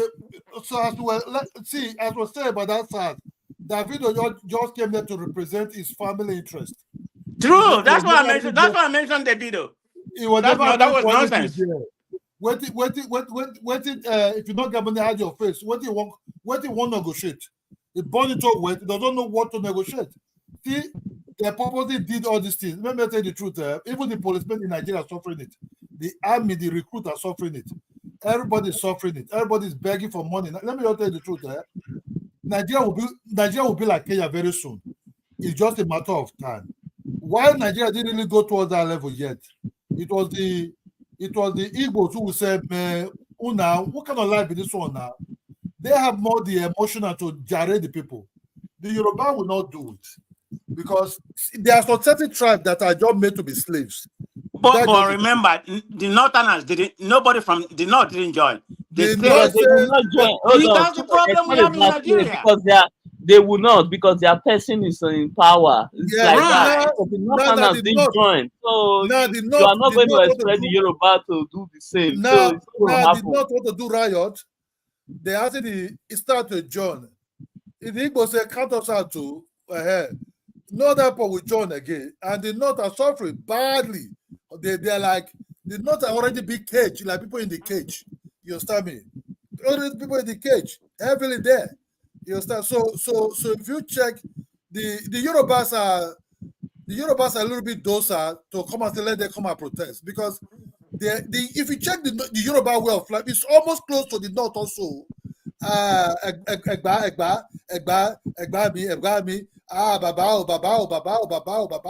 Babao. There's nothing like overtaking. When the Yorubas, I think their mentality, give it to them, okay? They honor respect. Is that a good thing? Yes. In certain area, it may not be good. Just the way they are brought up, is kind of generic. Respect in Yoruba something, yes. But if you check it, if Awolowo was having a bad mind, the Yoruba people would have been backward at that time. You understand me? Only that Awolowo was really, it's Awolowo that brought education there, really. But what happened is, what you see now with the Yoruba people that's heavily educated, even the Yoruba people that voted for this man, they're suffering also heavily. Only that they're suffering smiling. You understand me? They're like. But Awolowo, it's not about Awolowo is a visionary, and that kind of visionary, come once in generation. So since after that, we haven't had any kind of visionary in that country anymore. From Ada region, none. That was what I was saying, that if these people did create that rules down, people like them are war. Do you know why Nigeria could drive away the Indians as professional teachers? It was the role that some of these people, them are war, them Azikiwe, them Okpara, all these guys, them Edaoro, whereby they say, you know what, we have to build our teaching education right from the scratch. They were building schools from community to community. Even if it's not a block school, they'll build it as a mod school, and it will be a huge grant. Children will be schooling there, studying there. Some of these children, the moment they finish secondary school, because school at that time, if you're smart, by the time you finish secondary school, from a seat can even write a better letter. If you finish your secondary, they'll just take you as a teacher from there. You start teaching the elementary, while there's in the way give you scholarship to study also part-time in the university. By 1980 something, Nigeria have enough teachers to tell the Indians, the Indians, neither you accept the national payroll, the salary of normal teacher in Nigeria, or you quit. The Indians said they quit. They said, no, as you quit it, cut your power to 2 hours and leave. You understand me? That's where I said Kenya already accept the Indians in their country in a way Nigeria will never accept it, because there's no way you'll be nice to any villagers in Nigeria, be the East, be the Midwest, be the West, and be the North, will tell you, come and settle down in there. You're not a tribe of us. You can never be a tribe in Nigeria when you are a foreigner, came far away from somewhere else. Otherwise, we Nigerians would have been inside a tribe, inside Igbo land, inside Yoruba land, inside Hausa land. No, we say we have our place we're coming from. But that's a Kenya have been doing this thing for a very long time. I've been systematically behaving even worse than the Ghana man. I don't know if it's Kenya behavior, if it's the way they think, it's the way they feel, or is it about let's just beat it around the candidates as long as the money is coming. Did the Indian give Kenya money at that time? Because even before Ruto started dancing to American tune, the other man was dancing to the Chinese tune heavily. You understand me? So what you see now is a bread. I will talk bad about you, but I'll come from the back door to come and collect the money. Only that this one come from the front door. He collected the IMF loan. Then you have to tax the people. This is what is going on now. They can't say the case is already like the case are like Nigeria also. Only that Nigeria refuse to protest, the case are protesting. That's what you're seeing now. The rope of a tie is too tight in their neck, and it's choking now. It's choking. I like that the care people are protesting. Allah, I hope Kaiser is listening. I was going to ask him a question because of what he said. We are talking about protest, but remember what happened? What emancipated during the Nigerian, during the protests and everything that happened. The government will go and buy people who are suffering, people who don't even have money to buy a cup of curry, and give them, I don't know, 100 naira. That's not even going to last a day. They will infiltrate the protests, and you have two part of people and mess up things, burn houses. But it was the government, that perpetuated that. Then they dabaru everything. Then the soldier come in, say, okay, we're gonna come and defend the country, because you are damaging the country. This is what happened in the country. But I was gonna ask Kaiser, can that happen in Kenya? Because I've not seen it in this protest, where you have counter protests being sponsored by the government, without people knowing about it. Then there's a counter protest that infiltrated the protest. I don't know if Kaiser is listening. Maybe you can educate us on that. So if there's a different mentality, wise. I think his internet is still down. But I had a question for Kedola. Do you think that the Nigerian people would benefit from paying higher taxes? Would that be a net benefit for Nigerians, or do you think that the status quo of not paying taxes is the most beneficial? You understand? So if the Nigerian government collected more taxes from its citizens, would that make more jobs available? Would that improve the life of the average Nigerian, or does not paying taxes benefit them? Does that make sense? I don't know if currently, based on the economic situation right now, I would say no, we don't need higher tax right now, because there's higher inflation and there's difficulty in the country. Maybe in the future, yes, but right now the answer is no. This is my own strict opinion. I mean, in a Nigerian system, I think we are under tax. But having said that, this is probably not the right time for taxation because of what Niger First just enumerated. It's not the right time, and the tax needs to be properly structured. Because there are some people that are not paying their fair share in Nigeria, particularly the rich people. That's where the tax should be geared towards. And you have to make everything equal. Have you ever thought about why in Ghana, which is our neighbor? I hate to use Ghana as a, because Ghana is a very small country, in terms of everything. I mean, their cost of living and everything they have is more than ours. But they are not, they're acting like they're not really feeling it to a certain end, because there's a little bit more structure. They have electricity, their infrastructure, some other things are good. But Nigeria, everything is lacking. So you can't just come in if you don't provide all those social services that expected from the government and start taxing people. That's where the problem we are right now. Yeah, definitely we are undertaxed. But it's not right now. This is not the right time. Somebody's going to come in and say, why not? Maybe somebody who is supporting APC is going to say, why not? I mean, I always hear that narrative when I go to different platforms. Say, when are we supposed to start? You have to gauge the temperature of the country, where you are economical and everything, before you can impose any kind of, Richard, my prestige, let me just tell the truth. Mm-hmm. I was growing up inside 70s, right? As a little boy, right? Mm-hmm. Inside 70s, 75, 76, 77, as a very small boy, a little boy. I saw my grandfather pay bicycle tax. If you refuse to pay, they will seize your bicycle and take you to the police station, right? Mm-hmm. They were also taxing them as head of a family tax at that time, right? But do you know what those people were getting back from these taxes? Mm-hmm. They were, in a way, providing water reservation for them. They call it reservoir. You understand me? Then they start connecting some of these pipes to some territories and everything. And apart from that, they will also, if you finish, like there was like a school term, like a Christmas period, they will kill a cow, they will share it to the children. So they were all getting a little big return in some of these places. There are people that a lot of scholarship were also going on at that time. You understand me? They were giving people, families that know where to do, there were scholarship given to some family people that they think but the children are smart, but their family cannot send them to school. So things were going on. They were having this what's called Midwestern buses. I don't know what they have in Anambra. Maybe Anambra have their own, have their own also. Whereby it's cheaper for the citizen to take some of these buses to travel anywhere they want to travel to.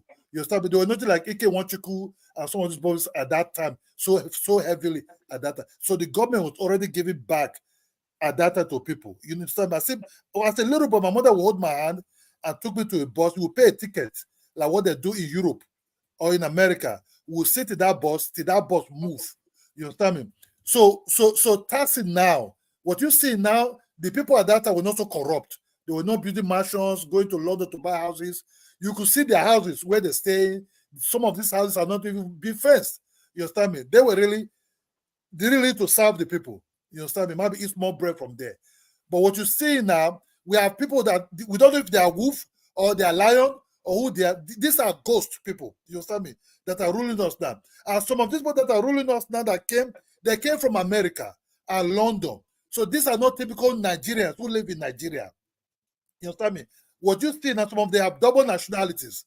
So they, in their minds, these people that came from these Western countries have more higher how to eat big money heavily as politicians. You understand me? Apart from the military regime that rule us, all these head of state that pick billions of dollars.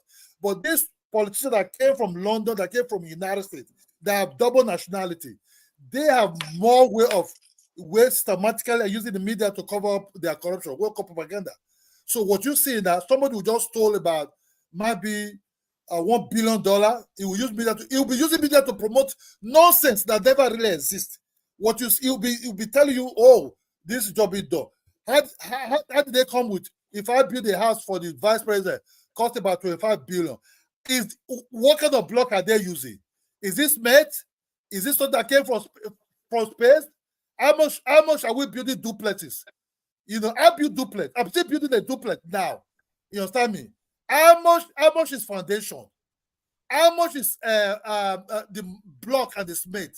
Is the cement they buy? Is it up to about $500, or is it the cement they were buying 5,000 naira at that time?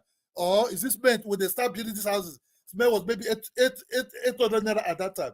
So how did they calculate this cost of, oh, we spent 24 billion to build what? What are you building? What are you building? Is it 5-bedroom houses? You understand? So even 10-bedroom houses, you cannot even spend 24 billion naira. So what they did, they started inflating it. So you'll be thinking, borehole, 79 million. Borehole, somewhere in Lagos, 79 million. Some area, oh, we did borehole, 1 billion naira. I beg, what if you this one now? So what we start seeing now is almost the Nigerian citizens start even copyrighting this government. A man that built a house of about 30 to 40 million naira, it will say, I built my house with 500 million naira. We are now in the whole of Nigeria are now in a tight rope. Please lose the rope. It's getting tighter. Help me. Help. Because of lies. We are believing in lies. We will die in lies. They will bury us in lies. Because this nonsense of overpricing things that we Nigerians are comparing. Go up price a house in Banana Island. They'll tell you 1.3 billion. Okay, what do they say? What do they say, Oga? $1, God bless you. What you are saying, let me add to it. Nigeria's problem are caused by fellow Nigerians. For example, most of the property that in Ikoyi and all this, they are overpriced. They don't worth the amount they normally put it. The price they label on those houses. Those houses doesn't worth that amount. You can easily use that money to buy a better and bigger house in California, in London, in anywhere outside Nigeria. Most of these things, if you look at the building, they are not well done. The landscape nowhere to be found, but they are highly overpriced and overrated. So let's be honest. Nigeria problems are Nigerians. I will keep saying this because we normally use government to escape the responsibility, whereby everything is just government. No. It is Nigerians. Nigerians will do everything to frustrate other fellow Nigerians and do everything to undermine other Nigerians. We are that evil. You don't think Nigerians are just pursuing their own interests? So you cannot pursue personal interests by destroying a whole the whole country. Your personal interest cannot override the interest of the whole masses in the country. So that's the problem. This personal interest pursuit is the major problem. Chukwu, I don't know where you reside, if you stay in America. In the US. Yes, in the US. Okay, you can understand that the US people, they are very individualistic. But when it comes to national issue, they are very patriotic. I mean, yes, American first. Right. Yes. So we don't have that. I mean, we claim to be this family oriented, but when it came to family, when it comes to national interest, we are totally lacking. I mean, completely zero. We don't have any backbone in that. Everybody's after their own interest. What am I gonna get? I'm going to the government to get a piece of the pie, and that's it. You don't care for your own people. You don't say, what am I doing for the country? We don't have that. We don't have that. See, I don't need most of the them coming generation is going to change that, but we don't. Most of them do things and they don't realize that they end up hurting their own family member or their own community. For instance, if I'm a custom officer, for example, I allow people to smuggle arms to the country. Of course, I'm hurting not just the people out. The same thing with myself. I might be driving, then they use that same firearm, rob me and kill me. So many people don't think like that. It's just let me grab the money. Let me take the money. They don't think. They will allow fake drugs to come in. They will allow all sorts of bad things to come in without, those who are saddled with the responsibility of doing vetting and, checking up products, they don't care. When you settle them, they are good. That's why right now, look at Nigeria. You have issue of liver problem, cancer, kidney issues. It is because many people who are saddled with all kinds of responsibility care too much about money. It is always just money. How the money comes, they don't care. But in the U.S., the government is strong enough to regulate private. But government are run by the people. It is the people that run the system. When all the people are corrupt, then what do you expect? Government is just a building. It is people that run these things, not ghosts or alien. You know, when we mention government, we think it's just something that it's a human being. They are family members, they are uncles, they are aunties, they are community people. They are the one running this institution. But do you think? Like I mean, we're saying U.S. practice capitalism, which is based on individual ideology. But the government has a role to play. It's called simple oversight. I mean, that's where they come in and regulate things that needed, because you can't just live because you are practicing capitalism. Everything is become laissez-faire. Everybody do whatever you want. I mean, it doesn't work that way. There has to be a particular structure that has to be put in place, but we don't have that. We claim to have that in Nigeria, but it doesn't. But and if it does, they don't implement it. They don't want to for their own selfish benefit. But in the U.S., everybody's pursuing their own interests, and the invisible hand of the free markets is what causes everything to go in motion. But there is a regulatory state that the products to make sure everything is safe, and that you can negotiate disputes using these regulatory instruments. But in Nigeria, that seems to be dysfunctional. Like no, that's not going to happen. It's just like they tried to control food item, because of the inflation. I think our inflation is about 37% right now, something like that. They try to say, how can you do that? If you do that, increase something, mama, when they say food for this, you say, okay, I mean, I'm going to increase it because the price of gasoline has gone up. Price of control, they put their own price. Also, we need to also let our people know that not everybody will become rich in the country. Please, we need to also learn that not everybody is going to become millionaire. You understand me? This idea everyone is just trying to be rich. It's not so. Even in America, where most of you guys are, not everybody. Most of the population are not millionaire. But at least we definitely have inequality in America. I mean, they consider it to be the country of the 1%. Maybe that's too much underestimating. But that's how it's been viewed in America. Only the few. Of course, most of the few, they are filthy rich, but the common man that working at a burger, even in California where I'm right now, they pay $20 an hour. Even at all, it's very expensive. I'm not in California right now. I'm in Florida. In Florida, it's about $11 an hour. But people can have two jobs or whatever. But Nigerian place, you can. I mean, just tell me a factory in Nigeria where they run 24/7. None. Okay. I mean, how many of them? So you can have two jobs. That's what they say. Go get another job. Go get another job where?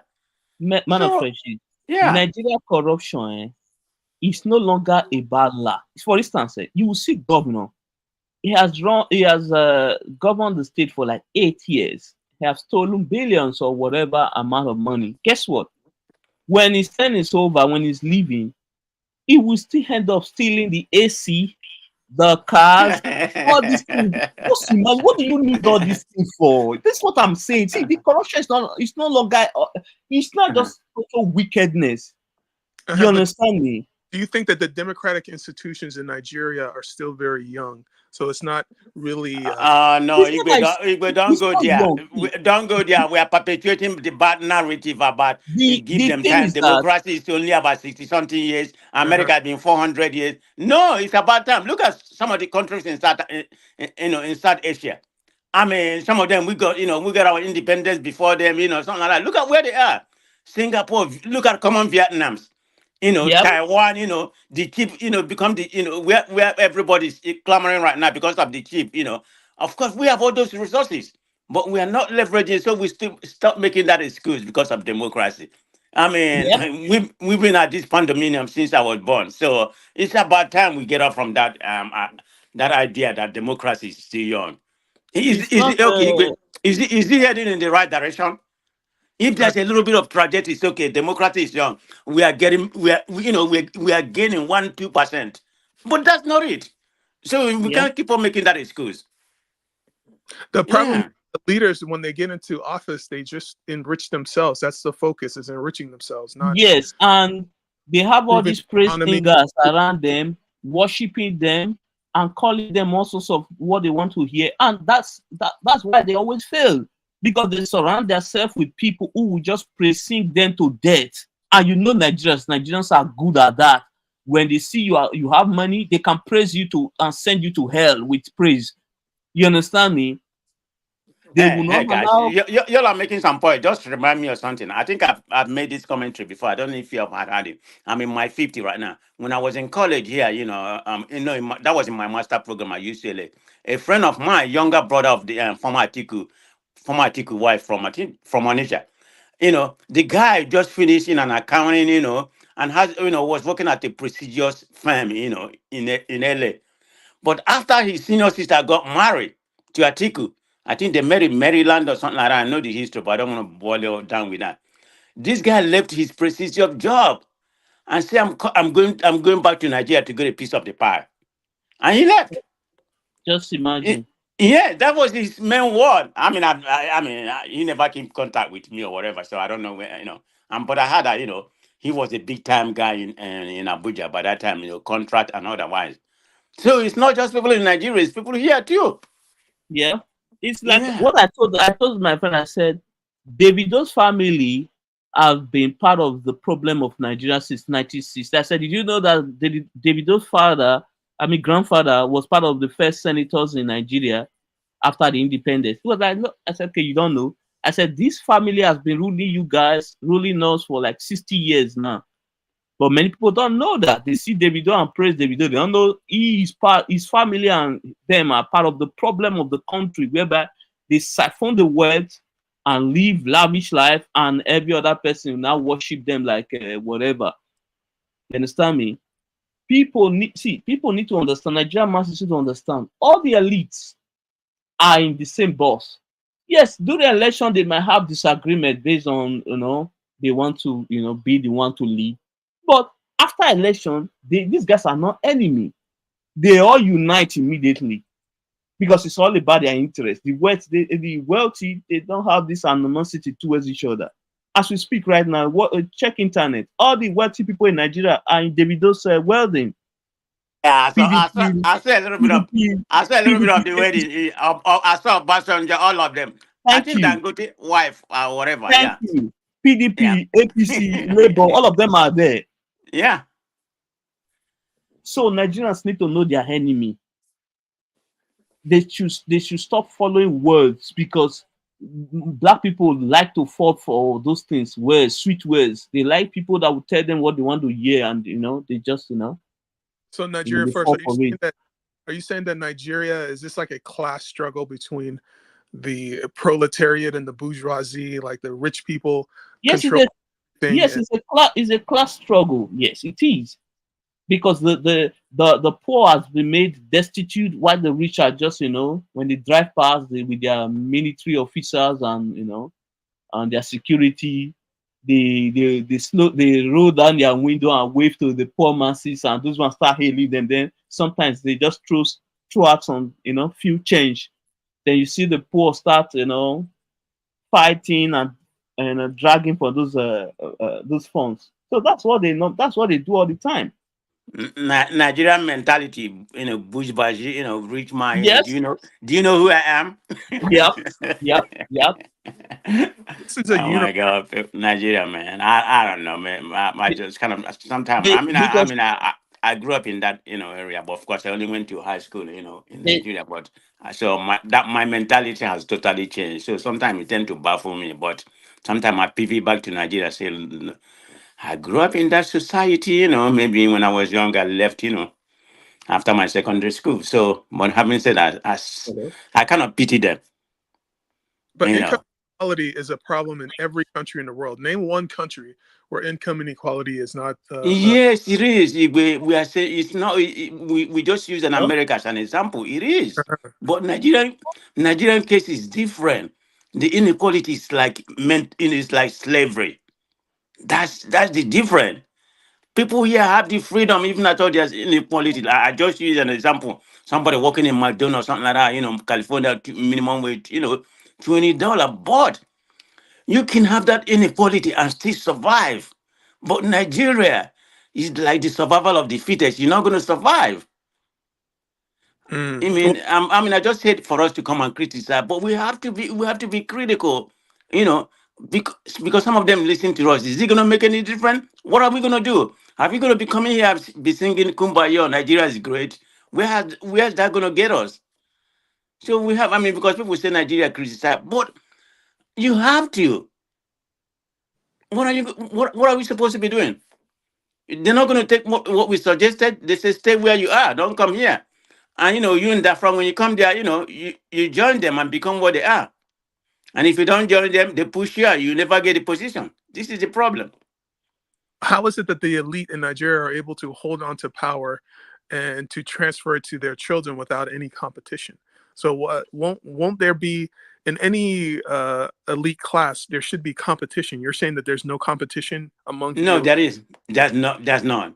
There's a group of section that is in charge of that country, whether I call them cabo or something or whatever word you may use, and they change the prosperity of that country within the family and within that code they have.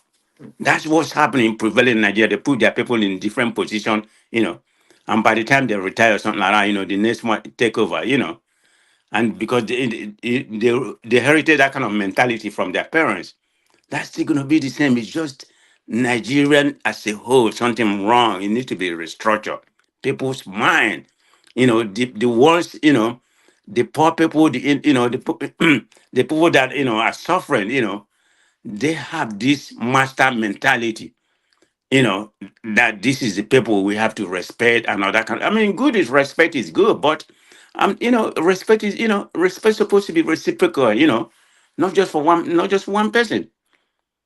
There has to be a dynamic change in that country, because I'm not seeing any bright side, and I'm not an advocate of dividends too either. So that's what difference is that going when you haven't changed your mindset, you talk about dividing the country, are you going to be better? No. But you don't think Nigeria would benefit from like an economic expansion? Let's say Dangote builds steel mills or other manufacturing industries that creates jobs. He's doing it right now. But he's But doing it right now. Dangote is a private investor, he has to make money, right? They're gonna benefit it, but the benefit is not gonna, it's not gonna yield good, it's not gonna yield a huge dividend to the society.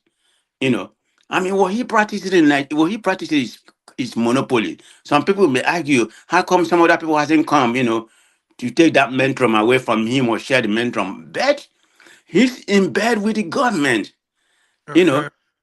right?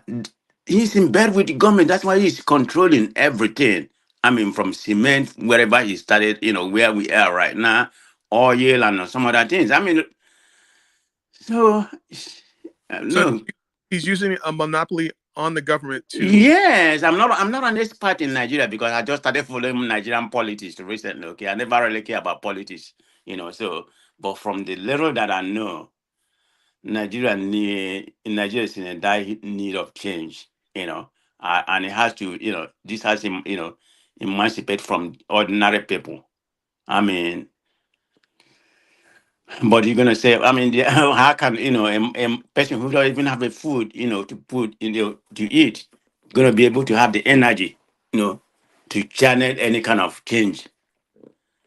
Just where we are right now. I don't know what time you went to Nigeria, So things are really bad. I was in Nigeria during the Christmas. People are suffering. How long it been? That's about close to 6 months right now. So it's even worse right now. I communicate people in Nigeria. And none of my siblings in Nigeria. So, but I have other families member help and some other things, and I have a little bit of business, from my hometown of Owerri, So, but it's not my business. I have. It's not for me. It's not just to help people out there. So, Yes. Yeah, I have people that live in Ikoyi, but they're looking to move out. They're looking to move over here to the Oh yeah, So of course, of course. I mean, it depends on the kind of, like you say, business. It depends on the kind of business, I mean, you want to have. I'm in a hotel business, I mean, we have a couple of business, not just me and my family brother, where So I mean, is it yeah, making profit? I don't really care, honestly. Mm. yeah, I was there a couple of years ago, but from what I've heard, things are much, much worse now than when I was the last time I was there. So Yeah, it is terrible. Okay, let's not sugarcoat it. Uh, people are dying. I uh, mean, things are very, very difficult in that our dear country is it's not a good place to live. Okay, I mean, not just that, insecurity and some other things. I mean, what effect did not affect the whole country? Of course, there's some insecurity. I mean, I've never really witnessed insecurity when I'm, I mean, because I guess when I go home, most of the mhm. time I stay in Lagos. Sometimes I go to Kaduna, But what's the then I way? go to my hometown. So you're from Owerri. Oh yeah, yeah, the men of Warrior, yeah. My family is still there. My dad, my dad is still there. My dad and mom, but they do come here quite often. So yeah, I'm Uh, from Warrior. So yeah, me I mean, too. I've not. Huh? I was born in Owerri, and Oh, you are? uh-huh. What part of Warrior is that? Warrior is Well, there for around in Nazio? Where are you? my village is Umucheze. Oh, okay, okay, okay, okay. I've never been born. I mean, but I know about it. Okay, okay, okay. I mean, we're originally, we're originally from Abala, which is after Uh-huh. Nazi, going towards Aba, towards the airport. That's where my grandparents from. But Oh, yeah. Okay. okay. Uh, yeah, Yeah, yeah, sure. yeah. But my wife is Yoruba, so her Okay. people they have a house in Koyi. Oh, So Okay. Okay. that's good. uh-huh. You are detribalized. No, and Yes.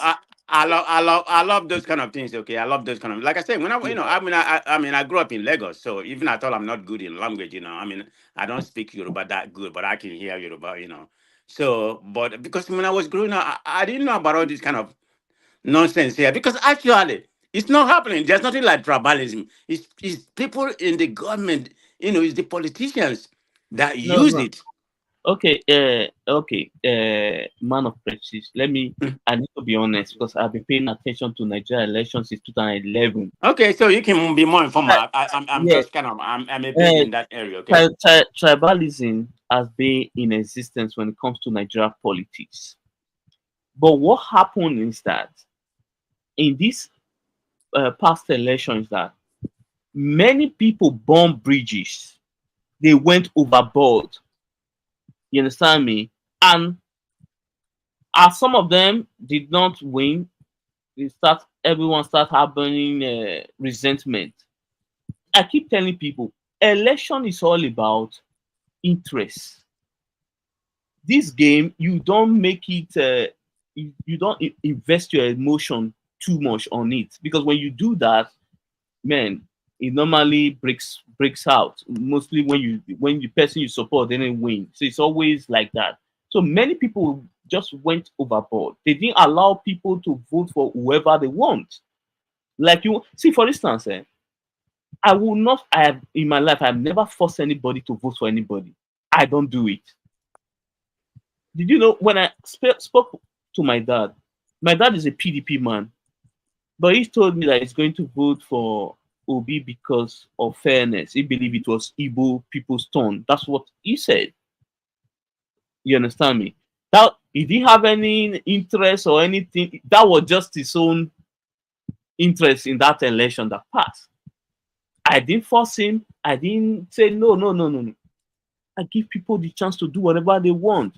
But in that last election, what I observed that some people online were trying to force people to support their candidate. That's not how to do it. There are some people you just know, okay, I'm not going to win these people. Just let them be. You understand me? Focus on the people. Go on ground. This not because people on social media, they already decide who they are going to vote for. Where the voters are, they are on the ground. Go to the market, go to people's houses, knock on doors. These are the real voters.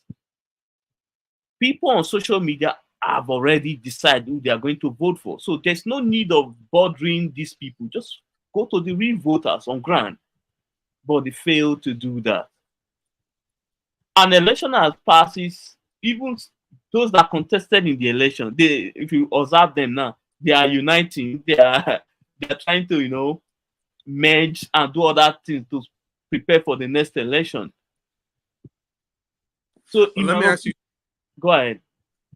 Do you think that voting makes a difference? Like, will whoever is voted in for president really change the future of Nigeria, or will it just continue on the same path no matter who is in that top? Let me tell you something. What people don't understand.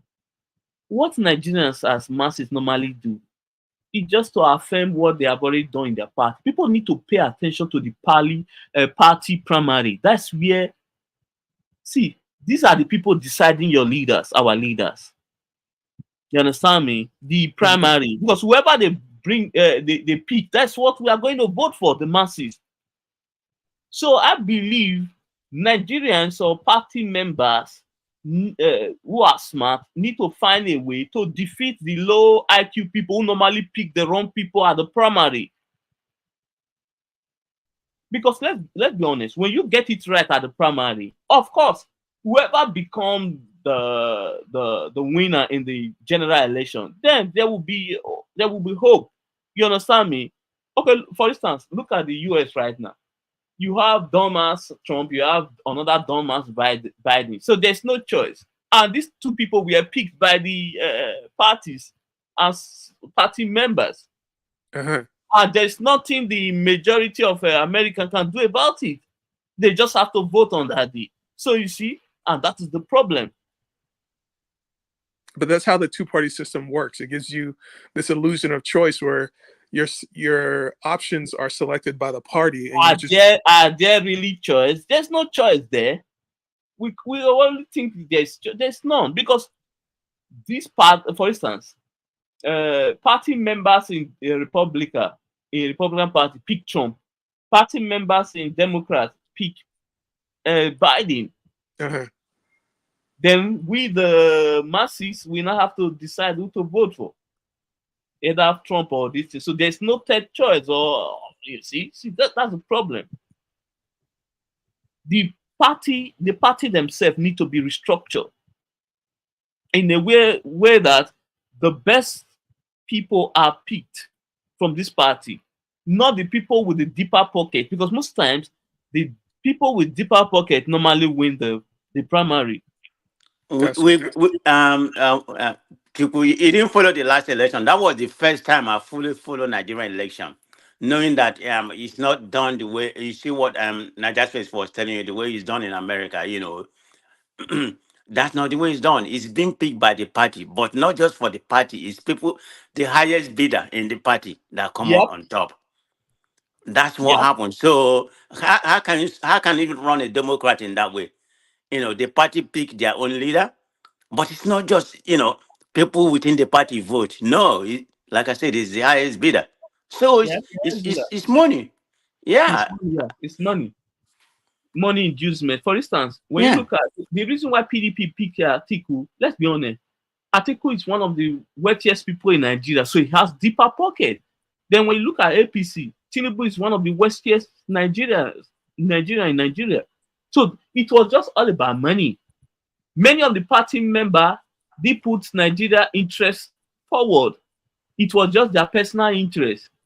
What they can do. That first, I was flabbergasted during the APC, when they was trying to pick up their leader, because what I noticed there, even I thought they have like a Mefele, who has no reason to contest. I mean, all of them, about 7 or 8 of them, and I kind of see he just bought them out. Yeah, Tinubu bought all of them. Look at Akpabio. He bought Akpabio now make him a Senate president. Yeah, within the party they have almost about 10 contestants. But some of a lot of them has money to but he bought them. He just not just bought them by anything. He bought them out with money. He said, no, don't run. Surrender to me. I mean, it was open. It's not. We're not just talking about it. Yeah. Same thing with Atiku. Atiku did the same thing in PDP. That's just a Nigeria election for you. So you call that a democracy? No, it is not. Yeah. But Atiku, he's run many times, but he's never won anything. So upon all his money, he's never been successful in winning any presidential seat. So okay, let me tell you why. Because Atiku himself, I think he has problem with some of the so-called cabal of the country of the nation, like mostly in the north and some in the southwest, because they believe the guy is too corrupt. You understand me? Mm-hmm. So that's what we hear. But I believe they think maybe he has. We never can tell. I believe maybe he has idea and things he's going to do that will not favor some of them. So of course they will not allow him to be president.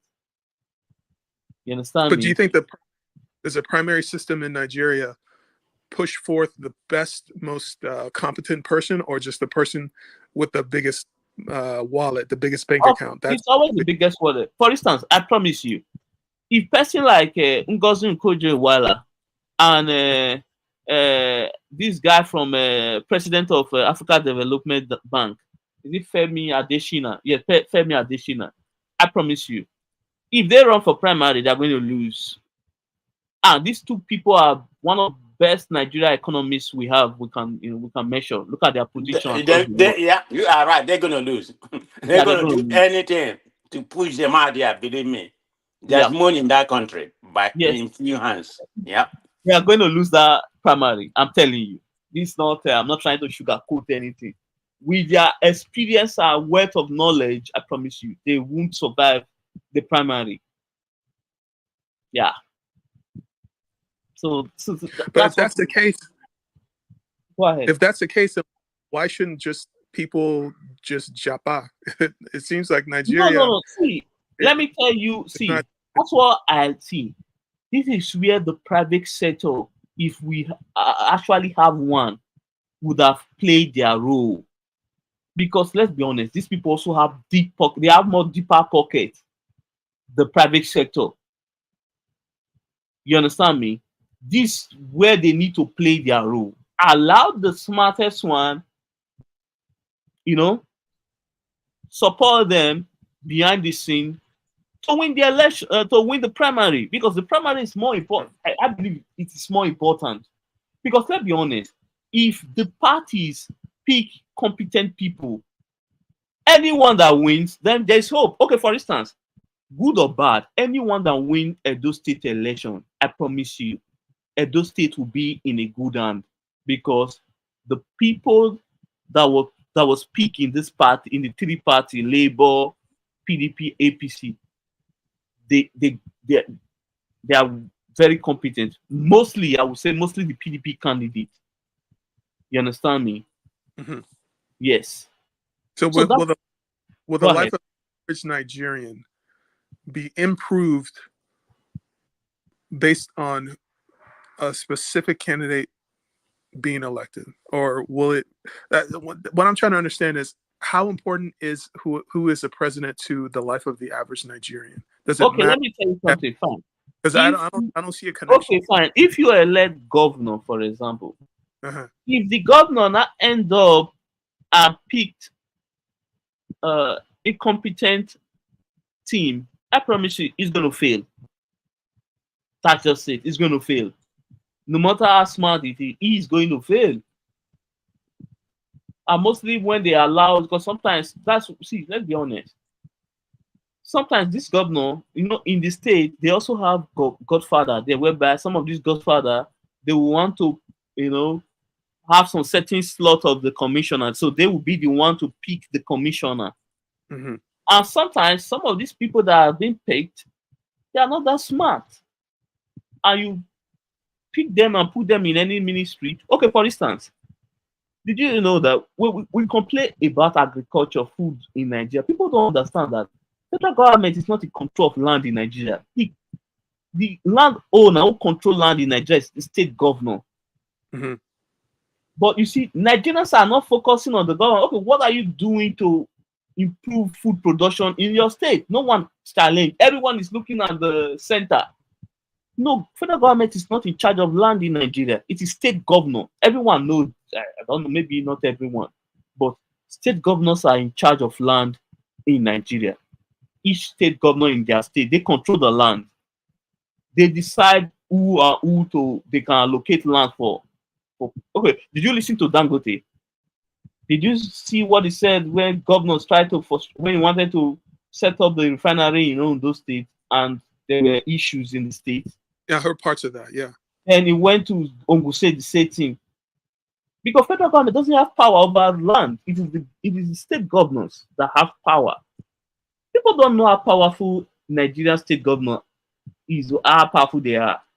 They are very powerful. They can decide on who to win the presidency or who to lose the presidency in their state. You understand me?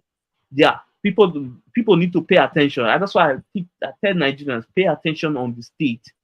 These guys have power because they control the land. That's why when they have issue with anybody, they can revoke your CFO and destroy your property without nothing will happen because they are in charge. It is the constitution. Yeah. Yeah. Did you know that the current governor of Rivers State can decide to just revoke Nyesom Wike's house, his personal residence, and destroy the house? He has the power to do that. No, Ask Man of Prestige if I'm lying. He has the power to do that because the constitution.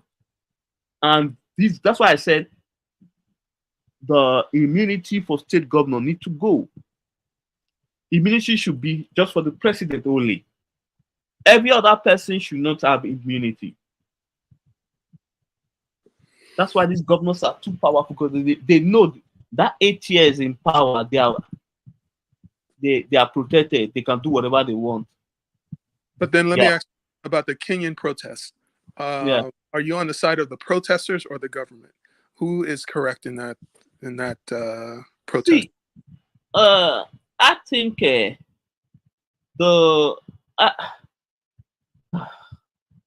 I think the see because you see one thing I'm afraid of black people is that whenever you support black people in any movement, they end up disgracing you, and sometimes they end up hurt the people that actually support them.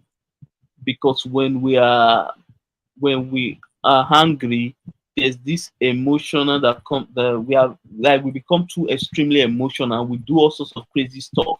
You understand me? So that's why I'm in this particular Kenya issue, I'm not in support on any side because I know our people, black people. Sometimes we don't know that building is difficult. We rather the little we have because of anger, we can just destroy it. You understand me? For instance, look at Nairobi, how cute the place is, clean and neat. But when you burn down this place, it's going to take, let's say, another 40, 50 years to set this thing up again. So that's what I'm looking at. The protesters need to be clear on what they want. And also, they need to be willing to compromise. Because you cannot get everything you are looking for. Because it's not going to happen. They have to be, so they have to be willing to compromise. But what is the exact nature of the disagreement? Is it that the government wants to raise taxes and the young people don't want to pay it, or what? Why are they protesting? This is something. Yeah, they are protesting. I think. Yes, I think in the tax policy, the mistake I believe the Ruto government made is that they had young people to eat. I think they would have exclude, let's say, people below 30. You understand me? This is like an income tax, like a progressive income. Yes. I think they would have, in my humble opinion, they should have exclude people below 30. Okay. Yes. I see. Then find a way to source or like whatever money they are looking for, find another way to source it. You understand me? But are these people protesting against the President Ruto or against this policy, or both? See, I need to be honest. They started with the policy, but what I'm seeing on Twitter, people are saying he need to go, and some politicians are already taking position that he need to go, he need to resign. And now I think you see where it's going. That's what I'm saying. People now they have abandoned their initial goal to stop the tax. Now I think they are they are switching to the other place that is bad for everybody. You understand me? Mm. Yes. But do these young people represent the average Kenyan, or is this just a small group of Kenyans? But from what I'm seeing, because I'm not going to lie, from what I'm seeing on TV, the crowd is large. These are large crowd. You understand me? But I know there will be people like citizens who are against it also, because even the last one, there was people in Nigeria that didn't support that whole NSAS movement. You understand me? Yeah. This is what I'm saying, that these people who are organizing this thing, they need to make it clear, the issue, what they want, their demand, make it clear. You understand me? You can't, and also they need to be willing to compromise, because you cannot get everything. Let's be honest. That's not going to happen. Are you sure that tribalism doesn't have any part to do in this? Isn't Ruto from one tribe? Isn't the other people him there? But that might be part of it, but I don't think that's just 100% what's causing it. Before you came, Kaiser, the moderator on this platform, of course, he's from he's not in support. Yeah, I mean, I'm just saying what he said. When he asked question, why is it just for the tax? So I just want to give took away some of the point that he pointed to us. It's not just the taxation that this guy levied. Of course, he said, Kenya doesn't produce anything. It's not like Nigeria. They don't have the resources like we have, so they don't really produce. So they depends on services, and some of the leverage they get from the West. Because if you look at the previous presidency, they have always leaned towards the Chinese. Because if you look at China, if you go to Nairobi is so beautiful. I've not been there, but I know people who has been there, and I have watched it on YouTube and some of that. It's very beautiful, Mombasa and something like that. But it's built by Chinese wealth. So when this president came in, he wants to leverage towards the West. Of course, he went to America, recently to borrow some money or something like that. So he pivot his governance towards the West. So now he's coming to tax the people, not just the taxation that is levied, different aspect of the country in order to get some forest. It's the corruption embedded in that tax. So what Kaiser was telling us, that some of the taxation is the industry that in that country is owned by some of the Congress people in that country. So they are the one that's going to benefit it, because he wasn't the one that initiated it. He may be in conjunction to them. So I think about 2 or 3 industries, some area, I think like diapers and some other things, is owned by people in that, that's where the more tax is, like about 16. I think they said the increase bread is 16%, and some other industry, the ones that are owned by the congressmen, they increase it by 40%. It's an average thing people use in Kenya. So it's the corruption that is embedded into this legislation that is upsetting the people. So that's where it comes, right? So let me understand. This is a taxation on when you go to buy a product. There's a tax on it, or is it a taxation on your income before you receive? I think it's basically taxation on commodity and some of the import and export. Yeah, I see. Right, and like I think they say taxation on land and some other things. Like I said, the one that already angered them is the corruption that was embedded into the being engineered by some of the Congress, people in the Congress that wait already, they have industries. So their industry is the one that's going to be benefiting from this taxation. So the young people will be experiencing higher prices when they go to buy land or buy products. So they don't. They no go agree. Well, yeah, things have started changing. Things they say things started changing under this. Like I said, Kenya doesn't have the resources. They're not like Nigeria, so you can't say they have oil, they have gold, they have cocoa. No, they never. But they are more advanced than Nigeria. Let's call Kenya is more advanced than Nigeria in terms of governance and developed. But it's been developed by the Westerners, where originally China. Look, if you go to Nairobi. You're talking about Lagos. We don't have anything in Lagos. So Abuja is not about skyscraper. I mean, they have skyscrapers like everything. It's not like you're in New York. That's how Nairobi. Look at go see. Nairobi is well developed, but it's Western or well, it used to be Chinese money before. So that's where we are right now. Okay. Yeah. But do you think that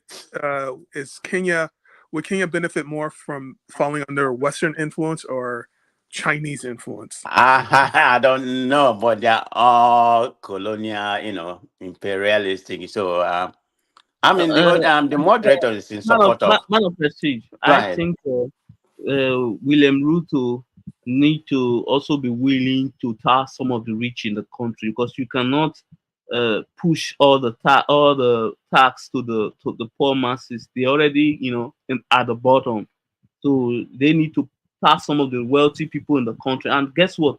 The saddest thing is that many of the wealthy people are not even Kenyan. Let's be honest. These are Indians and other people that came to settle in the country. Exactly. They That's what I was saying. Yeah. yeah, Yeah. they are the Yeah. wealthiest people in the country, and you see, and that's I believe. Let's be honest; these things are in a national security issue. It doesn't make sense whereby you allow foreigners to be, the one controlling everything in the country. They have to, That's why. See, Yeah. I mean, Nigeria may foreigners, not. foreigners own Kenya. Believe me, okay. Thank So you. See, Nigeria may not be in the place we wanted. One thing I respect our people for is that we are dogged. When you look at our economy, actually, 80% are controlled by Nigerians, and that is a good thing. You understand me? Yeah, good or bad, I'd rather see our people are in control than see another person. You understand no, me? that's definitely true. The problem we're having is governing. That's just the only. We shouldn't be where we are right now because we should be better. Yeah, We shouldn't be where we are right that's now. why man of prestige. I focus on the this thing, the private sector, because let's be honest, that sector has some of the most brilliant Nigerians. I believe they, with the power and the resources they have, they can actually push the country into the direction that will benefit everyone. They have the deep pocket. They have the money. They have the power to do this. So that's why I believe if you look at Nigeria, for example, they have more responsibility than the politicians, because politicians are the same across the world. Because they are corrupt. When they see money, they play to your tune. It is normal. Go to the US, just as they call their own lobby. It is the same thing as bribing and corruption. Let's be honest. They just name it lobby. How did Nancy Pelosi Fancy word for corruption, right? Thank you. Did you know that Nancy Pelosi is worth more than $100 million? Did you know that? Look, him and his family, the one that was just beaten up by the guy that's going to spend the rest of his life in jail. So we black people need to realize that, see, these people are also corrupt, but the reason why their country is working is just the private sector are run by serious people who actually have pride in themselves. The war that America fight all across the world, who do you think they are causing this problem? They are doing these things for? It's because of what they call this company that produce a weapon and Raytheon and the rest. They are doing this for their private sector, of course, not the government in general. So the private sector in Nigeria need to take control of a lot of things. Mostly the transport. I don't believe me. If you want to see a fashionable transport industry in Nigeria, they should be between the public and private. It should be both partner. They partner together. You understand me? things will work. Because if you look at Nigeria, anything that have ever worked, it's always things that when the government partner with private sector, it normally get done and the thing work properly. But when you just say let the government run it alone, it doesn't work. Because you know why it doesn't work? It's inefficient. The No, government is. see, it's because of the people that work there. Average Nigerians, anything they don't own, they don't take care of it. You understand me? As far as it is, when they hear it belongs to the government, they don't care. They can do anything with it. They don't care. Except it is their personal property. They will take care of it well. So that's why I don't like this idea whereby we want government to do things 100%. No. That public private partnership is the best way to go if we want to actually see development in Nigeria. But the government isn't holding up its end of the bargain with regards to infrastructure. The roads are not well maintained, and there's not enough of them. And see, you know why? How private sector? Okay. See, I have. Okay, let me explain something to you. I've traveled to Singapore and Malaysia. Did you know that most of their roads are toll? Yes, most of their roads are toll. They have toll gates. That's and the money they generate from those toll gates they use to maintain the road. For instance, many Nigerians don't want that, but they want. See, we must also. This is where we come in. Anything we want, we must be willing to pay for it. These things are not free. You understand me? We need to tell ourselves the truth. If we want best thing in the country, we need to be willing to pay for it. Because sometimes we see people who say they need this. They don't think, okay, fine. Where's the money is coming from? Are the government going to use their hand to build it or what? Or they'll say no, they'll fight, they don't want to. Okay,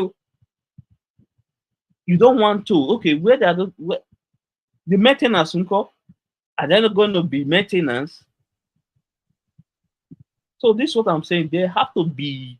See, we need to do things and be ready to pay for them.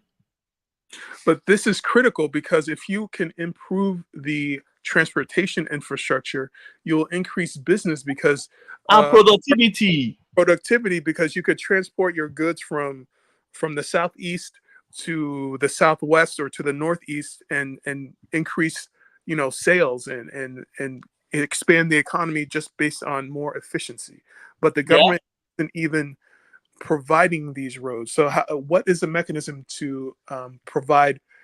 Okay. For instance, let me say this. There are some. These are across everywhere. For instance, the two second Niger bridge, in my humble opinion, I think let the local government in that location should be the one to tow and collect the money. It should not be like let local government that own that location, let them build toll on that place and collect money and use the money to be renovating the bridge and maintain the road. That's how it should be. You understand what I'm trying to say? Instead of just opening for free for everybody to just pass, and then when the road start decaying, people will be complaining. Then there's no money to. So there are some certain area, like even let me also say this: is it those third mainland bridge? I believe those kind of bridge should also be towed. You understand me? Let people. It may not be that much, maybe 10 naira or 20 naira. Let them pay. Let drivers pay those money, so that you use it. They will not be shutting the bridge down whenever it has problems. So when there's little problem, they will quickly just fix it. Okay, but what of the open sewer system? The same thing. See, when projects are awarded to construction company, they should be like people supervising, make sure that all the sewages are well covered. Because I don't understand where you just build the sewages and let they are open. See, because I'm a victim of sewages. My front teeth when I was growing up, I didn't know I was working in the night, in the middle of the night. I crossed one. I didn't know there were two sewages. So I crossed one. I didn't know there was another one. Then that's how I slammed my mouth. I think when last I went to the dentist, the large this thing is still there. Like it showed that all my front teeth is is bad. You understand me? But there's still, but you see the crack on it because of the fall. I fall way like about let's see years ago, long time ago. So I'm a victim of open sewages. People just I don't understand. Even the But it doesn't make sense. A modern city should have such problems. It's long since. And most of these contractors are well paid to come, like they are, because I don't think when they were designing this the project, like they told maybe the government, okay, we are not going to cover the sewage, and the government was okay, go ahead and do it that. Like I don't think so. But let me tell you why most of this problem persists. Sometimes the people who are supposed to go there to do a follow-up, like check through if the project was properly done, sometimes these people are bribed by the construction companies, and they actually take the bribe and go ahead and write BS on their report. So when you also look at it, this is where Nigerians come in. That's why when I see Nigerians blame, I would say, okay, we were having conversation one day on Twitter. A guy said, man, his mom was a level worker in a government in the public sector, but she was able to send him to study in the UK. Did you know that guy didn't see that our mom was actually corrupt? Because where did your mom get that money to pay for your school fees? So what does that show? That many Nigerians don't know that their parents are actually involved, their family member, they are the one involved in the mess that we currently going through, and even them themselves are also beneficiary of those corruption. People were schooling him that, man, you are just trying to expose your mom, because with your mom's salary, how did she able to pay your school fees? That means your mom was highly corrupt. That's why she could afford. You don't think that people who are in, like, let's say you're in the oil sector or the banking sector, you can easily make a lot of money. That doesn't necessarily mean that you're corrupt. I'm not talking about the private sector. I'm talking about public sector here. I'm talking about government. She was working for the government, and her rank was very low. There's no how she was able to raise her key, paying top dollar and paying school fees. I'm not. Yeah, people that work in the bank, of course, private sector, they can do that. You understand me? I'm not I'm not disputing that. If you have your business, of course you can do that. I'm talking about people working for the government, like public sector. I see some comments in the chat. Ruto is in Uganda with Museveni. Is that true? And the police are shooting in the area? Which kind of...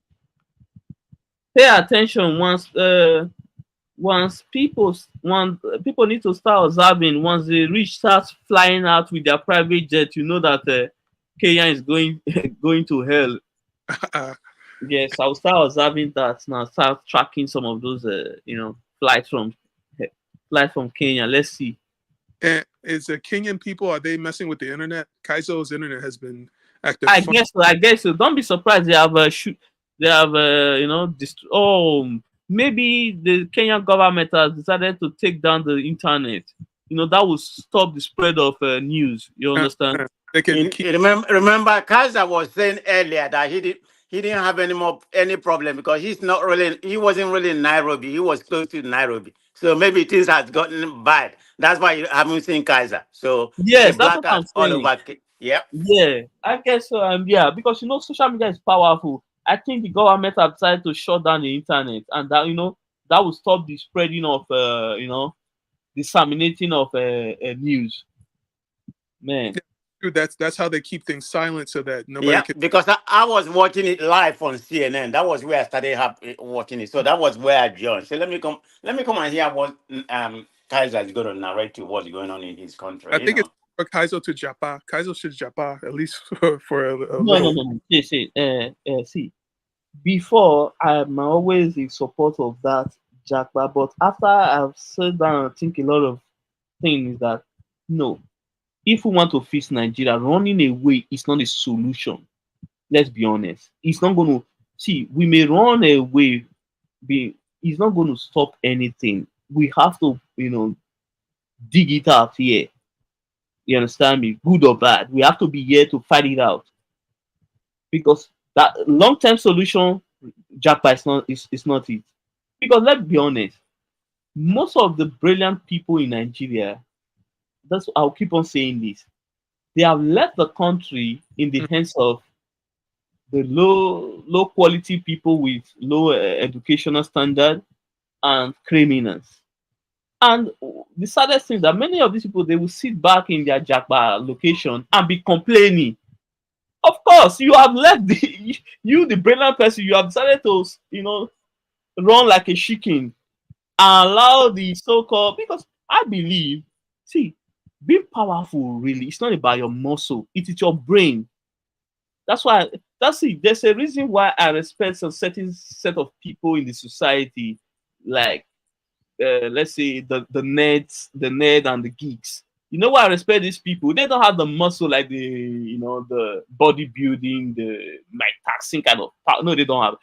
Their brain is their power because the good thing is that they may look somehow, but they know how to solve problems. So we need these people in Africa, people with brain, people like Kezu who can actually provide solutions. Some of the solutions might be radical, but they can actually work. That's true. Understand? But look, in my own family, my father was educated here in the States, and he worked in Nigeria for a while. But in America, the jobs pay way more than in Nigeria. So yes, it doesn't make sense if you are trying to take care of your family, you're going to go to where, who pays you the most. So if you are a young person, I get it. But there are some like people like your father who already, I don't think they need more. I will say this. Some Nigerians they will have to take a pay cut. You understand me? Because let's be honest, Nigeria as a society is thankless. Even you sacrificing your life, no one will tell you thank you. You just have to do it for the sake of the country. I will tell you, yes, that's Nigeria for you. No one will say thank you. They will still be the one to criticize you for all you have done. Nigeria is a thankless society. We need as a man of prestige tell you that I'm saying the truth. It is.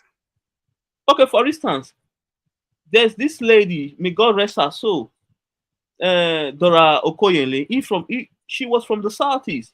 When she was in power, was the director of NAFDA. A lot of people hate her, including people from his tribe. Yes, they did. They hate her so much because she was trying to do what is right. So this is what I'm saying. But still, she put her foot down and did it anyway. You see what I'm trying to say? Me, I'm from the minority tribe. Guess what?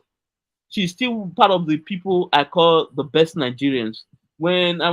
If I'm anywhere we have having discussion, I always mention her name when it comes to people who have done right in the country. You understand me? I'm from Edo, but her name, anywhere people that know Nigeria, anywhere they mention her name, her name carry weight. So what does that show? Good name is a good thing.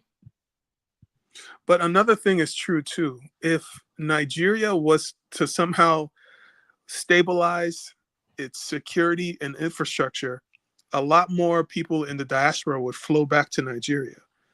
The reason why people left in the first place is because there are major failures in security and in economy and in infrastructure. So if you have the wherewithal to leave the country and make more money, you're going to do that. So, but you can't make money in Nigeria. Why stay there? Igwe, I always believe that was the case that people are jackpot, and that's a lie. You know what I said it's a lie? Fine. If you say Nigeria is full of insecurity, why don't you jackpot to Ghana? Why don't you jackpot to Benin Republic? Why don't you jackpot to Togo and settle up there? You would jump out to the place that has So these are jump out to the biggest economy. No, see, let me tell you something. You can jackpot to those small ones and scale to Nigeria back. You can scale. You can scale to Nigeria, Senegal, and what they call the other country, Equatorial Guinea. But the thing is that it is not about security or infrastructure. Because let's be honest, we have a free trade zone. Did you know that free trade zone, they have 24 hours electricity there in Lagos there, that you can easily just go there, set up your company and start doing whatever you want? How many companies have filled that place? Huh? So this idea where people, because one thing about black people, we always find excuses, the reason why we are not doing it. It's a lie. The free trade zone in Lagos is still wide open there. There's 24 hours electricity there. If you want to set up your business, it is there. You understand me? That's where Dangote also built his refinery. So this idea that no, that's not true. Infrastructure is not really the issue here. People are just using that. That's why go and listen to a person like Innocent. He didn't have, he only went to secondary school. He doesn't have a higher educational degree, but he said he has been living in that Inewi all his life. He only travel for business and return back, or sometimes for vacation and also return back. You understand me? So the thing is that, let's be honest. We may see Africa, for example, or let's say Nigeria, is only the place whereby you can experiment with anything you want to do. Are you going to tell me that people are running because of bad regulation? There's no regulation in Nigeria. You can do many business in Nigeria do whatever they want without any penalty or nothing. Is it not that kind of space like Western countries? That's the kind of thing some of their business want. A place whereby they can do whatever they want without any regulation. We have it in abundance in Nigeria. Nigerian government mostly pay attention to the foreign companies. Many of the local companies owned by Nigerians, those people get away with a lot of things. You understand me? That's true too, but there is security issues. If you're a person with money in Nigeria, you do have to worry about your security in a way that you don't have to if you're in the UK or in the US. That you have to take that into consideration. And there's more money to be made in the US and in the UK than in Nigeria in the same business. No. See, this was okay. You said that. I was listening to Lumelu. No, Jim Ovia. He's the founder of Zenith Bank. Yes, Zenith Bank. He said when they were setting up that bank, the investor, all the money the investor were able to raise was $5 million. Mm-hmm. Guess what? He said the bank had paid dividends of about $4 billion to those investors. Name anywhere in America company that you are going to get that kind of investment, whereby you invested $5 million and get a $4 billion in return as investment. Name is that going to happen in the US? The answer is no. Well, let me give you another example. See. Let me tell you what the private sector need to do. The private sector in Nigeria, they need to not be too greedy. Pay your workers well. Pay your workers well. Also, some of them need to use their power to, push these governors to make the state or the country in general livable for people. You understand me?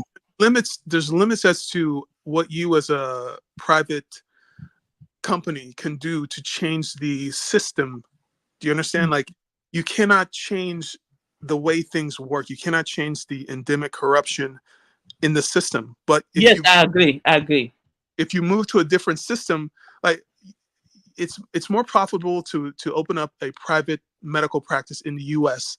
and benefit from all of the insurance companies in the U.S. than to open up a private hospital in Nigeria and just get money from private citizens to pay for, medical treatment. The system in place in the U.S. makes it much more profitable if you're a medical doctor to become rich in the U.S. than if you're in Nigeria. So if you're a medical doctor, why stay in Nigeria? Why not go to? Okay. Let me tell you something. Long term, no, short term, I agree with you. But see, this is the thing. We see many of our people don't think about long term. It is just now you want to become rich now. See the thing. See, we cannot just okay, fine. Even if you make more money in the US, what you are going to purchase with that money in the US is different from what you make in Nigeria, what you are going to purchase in Nigeria. Because let's be honest, the living standard, the cost of living is much cheaper in Nigeria than in the US. True. But the services that you are available in Nigeria are far less.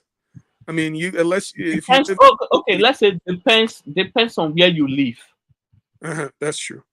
Yes, depends on where you live. For instance, let's cancel Lagos. You can live peacefully in a place like Abuja, in a place like Calabar or Akwa Ibom. Very peaceful. Okay. Guess what? Have you ever heard of any crisis or problem in Calabar or Akwa Ibom State? No, it's pretty calm there. It's pretty calm. Yeah. Then what is the issue here? This is what I'm saying. Many people are just creating this excuse not to do anything. No, it's not an excuse. You can live well and make a lot more money in the U.S. That you cannot discount that. You can become. Yes, because you know why? America is the most wealthiest country in the world. Of course, you will. Are we going to argue that? Of course, you will make more money. You understand me? As let's say, okay, maybe you will receive a six-figure salary. Yes, I get it. You're not going to receive that in Nigeria, say maybe a medical doctor. But that, okay, fine. You can get that. I agree. But did you know that there are some people who are practiced in the Nigeria public sector hospital, for instance, the government hospital, and end up having their own mega hospitals, private hospitals? Do you know that? No. Good. So we need to. Okay, fine. If this let me go back again. If Nigeria is so bad, like there's no money there, I get okay, fine. I keep asking people. I said the reason why Nigeria diaspora have not been able to influence anything in Nigeria is because the Nigerians in Nigeria have more wealth and power than the ones in the diaspora. It is a fact. That's why you guys are unable to influence anything. Because some of you have this idea that there's no money in the country. There is money. But see, for you to get that money, it requires a lot of work. You will have to extract some of this wealth and refine it to become, this thing. There are entrenched interests in Nigeria who benefit from the system the way it is. So it's much easier to just go to a different system and prosper there. There's nothing stopping you from still. Okay, but how many? Okay. Let's be honest. How many Nigerians that are prosper in that US? Because let's be honest, what they remit in their millions that are spread across the world, what they remit is nothing to. I would say it's nothing to write home about. Yes, it contribute to the economy, but so this idea that like they are just like they all blown up. No, it's just some certain segment. Not all Nigerians that live abroad that are wealthy.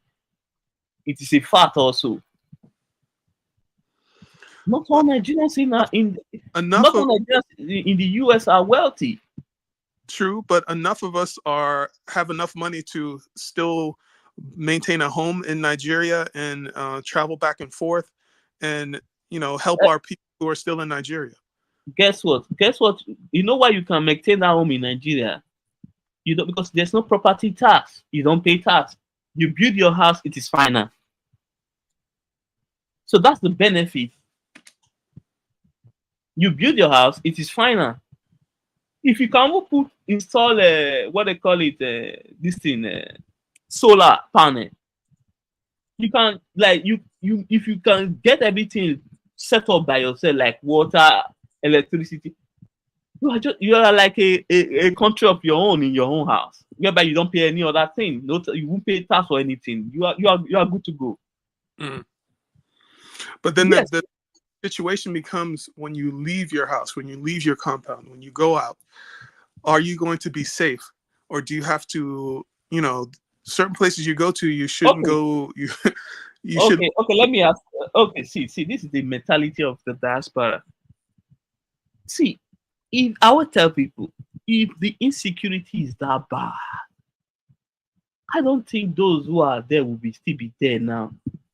That's why you still have millions of people. Yes, there is. Even in America. See, let me tell you the difference between the West and Nigeria. One thing about Nigeria is that when something happens, you will see people, just normal thing, normal crime.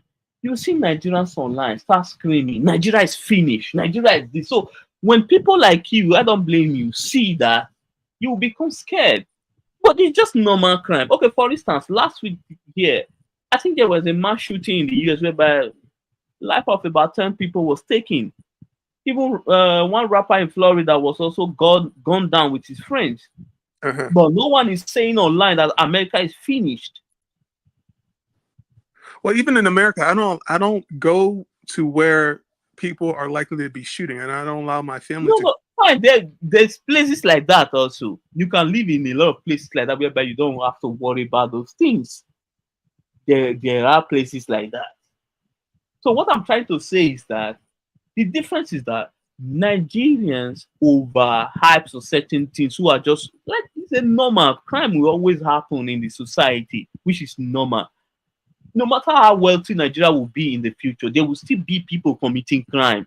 But the difference is you cannot depend on the Nigerian police. That's why you have to buy your own security or pay for police to protect you, or to at least walk around with you if you're going to certain places. Okay, for instance, I'm not going to say I'm rich or I'm poor. But the thing is that, yes, in my own personal residence, which is legal, I apply for a firearm. I have one in my house. You understand me? I have one. I go about my day. I don't over project myself as I don't tell people that I am rich. So when you scream, when you scream that, of course, and when you scream that, and you don't see, let me tell you, when it comes to kidnapping, and robbery in Nigeria, one, the kidnapping normally involve people that know you. But they target.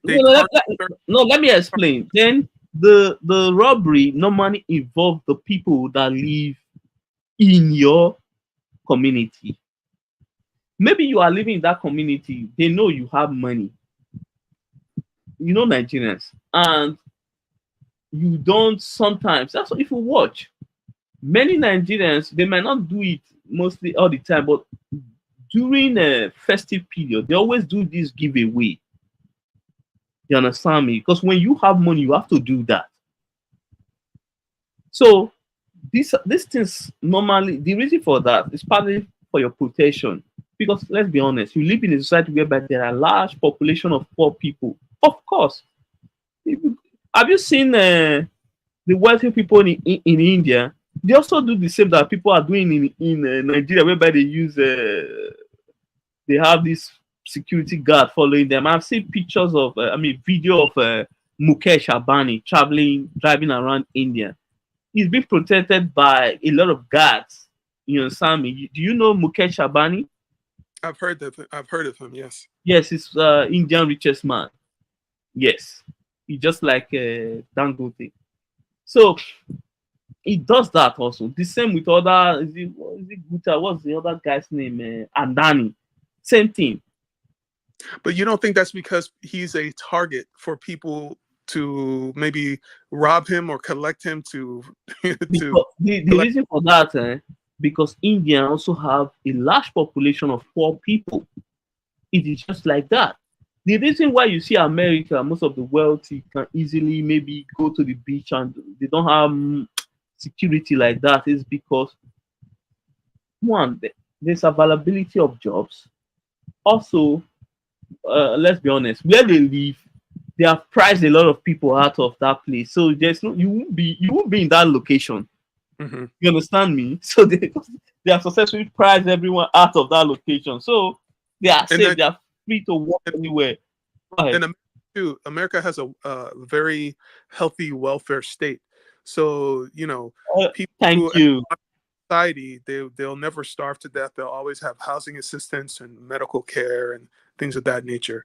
Even though there's income inequality in America, the poorest people still have the basic necessities to live. They don't have to, good. See, that's where hungry. Thank you. And this is where I talk about tax. And that's it. When you look at Nigeria tax to GDP, it's just like about 10%. So many Nigerians, even the wealthy, are not willing to pay their fair tax to fund some of these things that we are talking about, so that they can have peace and work freely in the society. So that's just the thing. See, let me tell you the attitude of Nigerians. Most Nigerians will go abroad and spend lavishly without complaining. But immediately they are in Nigeria, these are wealthy people, they will still be complaining as the poor person. So where's the hope here? Many of these people have 10, 20 cars in their compound and complain that fuel price, then sell some of those cars. So this is the problem. They will go abroad and spend without complaining. They will buy all sorts of things that they don't even need, pay crazy amount of money. But immediately they arrive in Nigeria, I promise. That's because in Nigeria, the services that you could take for granted in the West aren't available. So you have to still pay out of pocket if you want, Because okay, fine. Let me tell you why those services are not there. Because they are not paying tax. That's what we are still saying. They are not paying tax. Tax is not being paid. I myself included. Because I need to be honest, I don't. But that's why I'm saying that if the country we want, are we willing to pay for it? You understand me? Okay, fine. Let's say we want let's increase the capacity of the police and military or whatever. Are we willing to pay the tax to double the military and defense budget? The answer is still no. We are not willing to do that. So you see the dilemma. Well, can you trust the government to use the tax money to benefit the citizens? That's the bigger question. Let's say no. Let me tell you why it is possible. For instance, there's a reason why Lagos is a little bit more fortunate than every other state in Nigeria. You know why? Why is that? There are many wealthy people concentrate in Lagos. Also, these people, Lagos state government find a way to collect the tax that are due to them. And guess what? Many Lagosians pressure the governor, the state government, to do what is necessary. That's why you can go to Lagos and see visible infrastructure across the state. But many other states, it's not like that. Many people don't even care. And most of the leaders there think they are doing the people favor because there are no elites in the state to pressure them to actually do, or a stronger, let's say, private sector in the state to push them to do what they need to do. You understand me? Also, when you also go to Lagos, you check through the political structure. You will see a resemblance of kind of competent people running the state affair. Let's be honest. There's one time I just came across their state assembly. I was impressed really with what I was hearing there. In my state, since I was born in my state, I've never hear state assembly people discussing like that. And I said, okay, I get why they like you. Sometimes you see this visible infrastructure because there are smart and well-educated people running this, who are in the state assembly. Yeah, most of them are Western educated, no? Yes, but in my state, there was a guy that was elected. He's my friend. I didn't vote for him. I know him. He was a bad guy before, but he stumbled his way to politics. He's in the state house. When I see things like that, I shake my head that there's no hope for my state. Yeah, because we allow such people into power. See, many people may fault Tinubu or whatever, but what he has able when it comes to leadership in the state structure, the people there, let's be honest, these are well educated. As you said, they were educated outside Nigeria. They know what they are doing. But many states are not like that. The governor just we just wear their t-shirt, go to the assembly, give them the budget. There's no deliberation, nothing. The citizens of the state are not invited to actually, go through the budget or something. No, they just pass it immediately, and that's all. Yeah, that's how they run it. Just like a one-man show. Okay, tell me if there was a functional state assembly, tell me why the governor of Zamfara state is about to start building an airport. What does Zamfara state, what did they need airport for? Just ask me. Well, didn't they just find gold or something up there? Okay, yes, they have gold. You mean they want to be using the airport to smuggle out the gold? Is that it? Yes, maybe because that's smuggle out the gold on the airplane. Then okay, fine. If it's that, okay, I get it. But so if they have a solid state assembly, I think that particular project would have been, they would have said no, you don't need to. They would have not approved such a project. I promise you. If they actually have sensible state assembly. So that's what I'm saying. We see, my brother, I get it. I'm not gonna blame you because you actually left Nigeria when you were very small. So people like you, I'm not gonna fault people like you at all. But if we are being honest, in a longer run, Jagba is not the solution. It is not, because let's be honest, many people that are Jagba, when it gets older, they normally move back to finally die in Nigeria. So it's always the case. So you see, where you run away from, you will see end up back there. So I don't see the long time solution for that, whereby we just run away. But the long-term solution is that you could put your children in an environment where they're safe and they can grow and benefit from a more. But okay. For instance, you can build and be in Nigeria and also send your kids to school, whatever. Because let's be honest, most Nigeria back in the 60s or 80s, 70s, 90s, they did that. Even they are still doing it. They live and work in Nigeria, then send their kids to school in the US, London. They still do it now.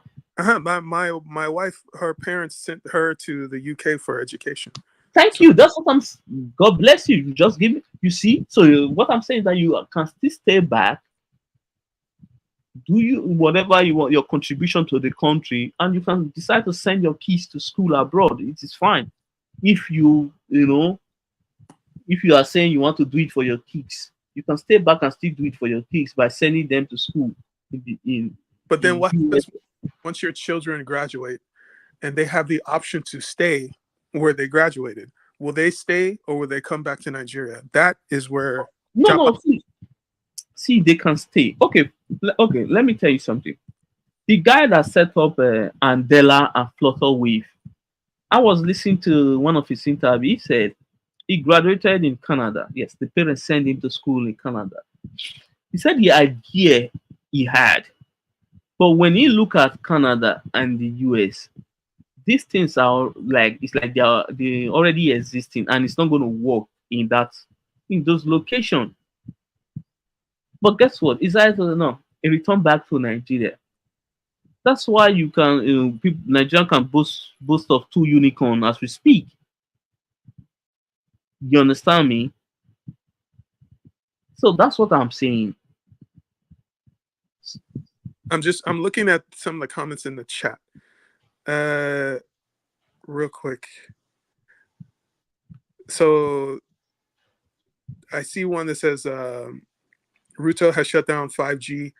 KTN News in Kenya has been threatened to stop broadcasting. So things are happening. Police from various barracks around the country being deployed in Nairobi. So it looks like this Wahala is just increasing. Kaizo needs to open up his own internet provider for Africa. Yeah, he should now. Special K internet. No, see, let me tell you something. Nigeria do attract like immigrants like from other countries. Yes, they are in Nigeria, but you don't know because Nigeria is big and vast. There are a lot of foreigners in Nigeria doing business and doing well in Nigeria. For instance, the guy that got married to Donald Trump's youngest daughter, their family, their Lebanese family has been in Nigeria for like 50 years. You understand me? Mm-hmm. Yes. So they are like they have businesses in Nigeria. So there are other foreign national. However, what I'm going to say is that we are not using them enough. You understand me? We are not using them enough because sometimes uh our people even complain when you award a certain project to other people. For instance, the guy that was awarded the project for the coastal road, a lot of Nigerians were complaining because yes, the construction company is owned by the Lebanese family that own a hotel. Mm-hmm. You understand me? Yes, they were complaining that why should they award the project to the guy, to their family. So you see, that's what we're saying. Nigeria, when it comes to Nigeria is a bit racist when it comes to giving giving others opportunity, like other race opportunity in the country. They can be a little bit racist on that. I'm not gonna lie. Yes. That's true. Even we had a discussion about this before. The indigenes in Lagos are not always happy with Igbo people. I mean so you don't think that people in Lagos would prefer doing business with Yoruba people in terms of, if you're doing if you're building a hotel, or if you're building I don't know, some big business. Okay, let me tell you the truth. That particular it is spread across Nigeria, even in my state. Like since since I was grown, I don't think in our local politics, I don't think we have ever appointed anyone from from other tribe, except in the tribe in Edo State. We have never appointed anybody from another tribe, like let's say Igbo, Yoruba, or Hausa. No, It is always the tribe from the people in Edo State. So, like, see, let me tell you the truth, if we want to solve Nigeria problem, first of all, we need to be honest mostly at all times. When it comes to politics in Nigeria, all that's and I believe it is a backward thing. All state practice this whereby they don't allow the governor or the leaders to appoint people, even when those people are very competent. They don't allow. The only state I think I've seen that, I think it's Lagos, I think Kaduna, and I think another state in the south. I think Southeast recently. Is it from Abia State? I think yes. I heard the guy recently appoint someone from outside the southeast. So Nigeria is a very that's why I tell people see Nigerians are the most difficult people to govern, but they will come online and tell you it is not rocket science. No, don't listen to them, because they will say one thing here and do another thing behind closed door. Yes, that's how we roll. We are not always 100% honest. We will say something in the public to make everybody feel all right, but go behind closed door and do another thing differently. Yes, that's our attitude. So there's a couple of questions in the chat that I want to look at. What are some good businesses to start in Nigeria? What do you think? Well, if you want to make money and you have some money to invest, what's the best business to invest in? Okay, I would say agriculture. Yes. Also, I don't know why most Nigerians are not investing in. Is it what they call all this cash crop fruit? Is it citrus or something like this fruit? Like this fruit that bring like you can make money. Is it like grape, apple, strawberry? Fine. Like a state like Jos, you can actually grow those fruit there because of the climate there. You understand me? The climate in Jos Plateau State is very good for those crops. But you see, many people are not doing that. Like my state. Go ahead. The issue is not growing the crops. The issue is transporting them and having a market to sell them. Let's say you grow those fruits. What's your market? Fine. Like you that live in the diaspora. Did you know that across the diaspora, or where you have Nigerians, do you know that many of them still consume Nigeria food? You know that? That's true. That's very true. Thank you. Do you know that yams, a crops like yam, is very expensive in the diaspora? Very expensive. Yam is very expensive. You can actually grow yam and just ship it. Even gari is another expensive shade. Yes. Yes, but yam, remember, in the U.S., so we get a lot of produce from Guatemala, from Central and South America, that they eat yam too. They have, cocoa yam, water yam. They have something called yuca. They have a lot of this similar tubers that they grow in Central and South America. So those items, it's probably cheaper just to get it shipped from Guatemala than to ship it all the way from Nigeria. But things like, there's certain things you cannot find in the US, like udara or agbalumo, or certain like cocoa milo. You have to get those things transported, or even shea butter. Well, yeah, shea butter too. Yeah. Those things. So there are a lot of stuff that can be, that can be sold outside. See, let me tell you, a country like South Africa, do you know why their currency is stable? When you travel to places like Asia, let's see, sometimes we focus too much on America or Europe and this thing. Go to Asia, you will find South African wine across Singapore and Malaysia.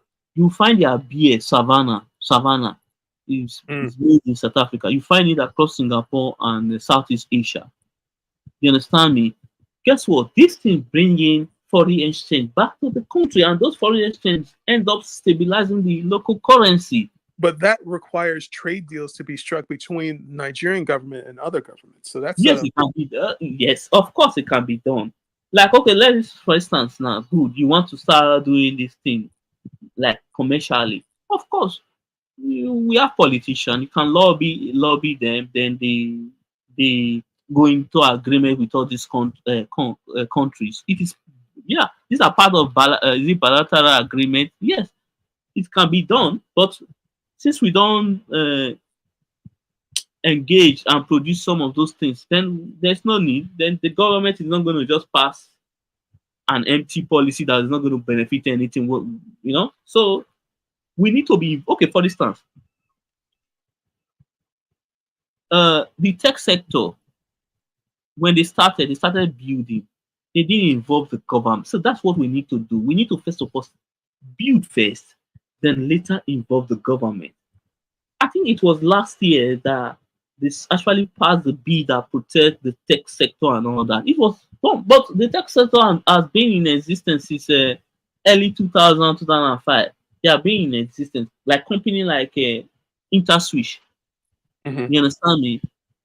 They have been in existence far long, but it took them time. They were building. So in any sector we want to create, that's what needs to happen. Build first, then later you may involve the government. Okay. Well said. Yeah. Well said. I agree with what you're saying. But do you think that there are monopolies in the tech sector? Would more competition help spur, better product services? Let me tell you something. I'm not impressed by the tech sector in Nigeria, for example, because I believe they should focus more on hardware, like let's say agro tech. You understand me? Like tech involving tech that will solve farming, commercial farming, that will, hardware tech, not this easy fintech they are doing. It's just like it's just the easy way out. That's why I'm not sold on those kind of tech that they are doing. Yes, I believe hardware should be the focus. If they can get that right, then I'll take them serious. For now, I believe that they just take the easy way out. No. Okay, I see a couple of new comments in the chat. There's one. So Anna says Ruto is hiding in Uganda. If that's true. No. That if that's true, that means the whole thing has gone out of control. I don't think. No. I don't think that's true. Yeah. Muzi is saying, why is Nigeria failing to attract immigrants? Why are FDI leaving the country? You can't talk of war-torn countries or fourth world countries. What is FDI? I don't know what that is. Yeah, foreign direct investment. Okay. No. See, foreign direct investment, like this portfolio investment, are not leaving. They are coming in because, although I don't like those portfolio investment because those people can easily move out their money at a twinkle of an eye. I prefer the one that are leaving now is the one that I feel the government need to find a way to, like those that have physical structure in the country. Like I think I saw on the news today that a aluminium roofing shield company is closing their shop. You understand me? And such because if you look, those actually impact local citizens because most of those manufacturer company they actually employ Nigerians. You understand me? So those one I believe government need to find a way, if maybe easy their tax or something, or give them a like incentive for this period for a while for them to stay afloat. That would be good. Because see, the thing is that this whole thing has become. See, one thing that's why I always say that we don't solve problem. We think we can always sweep matter on the rug and try to.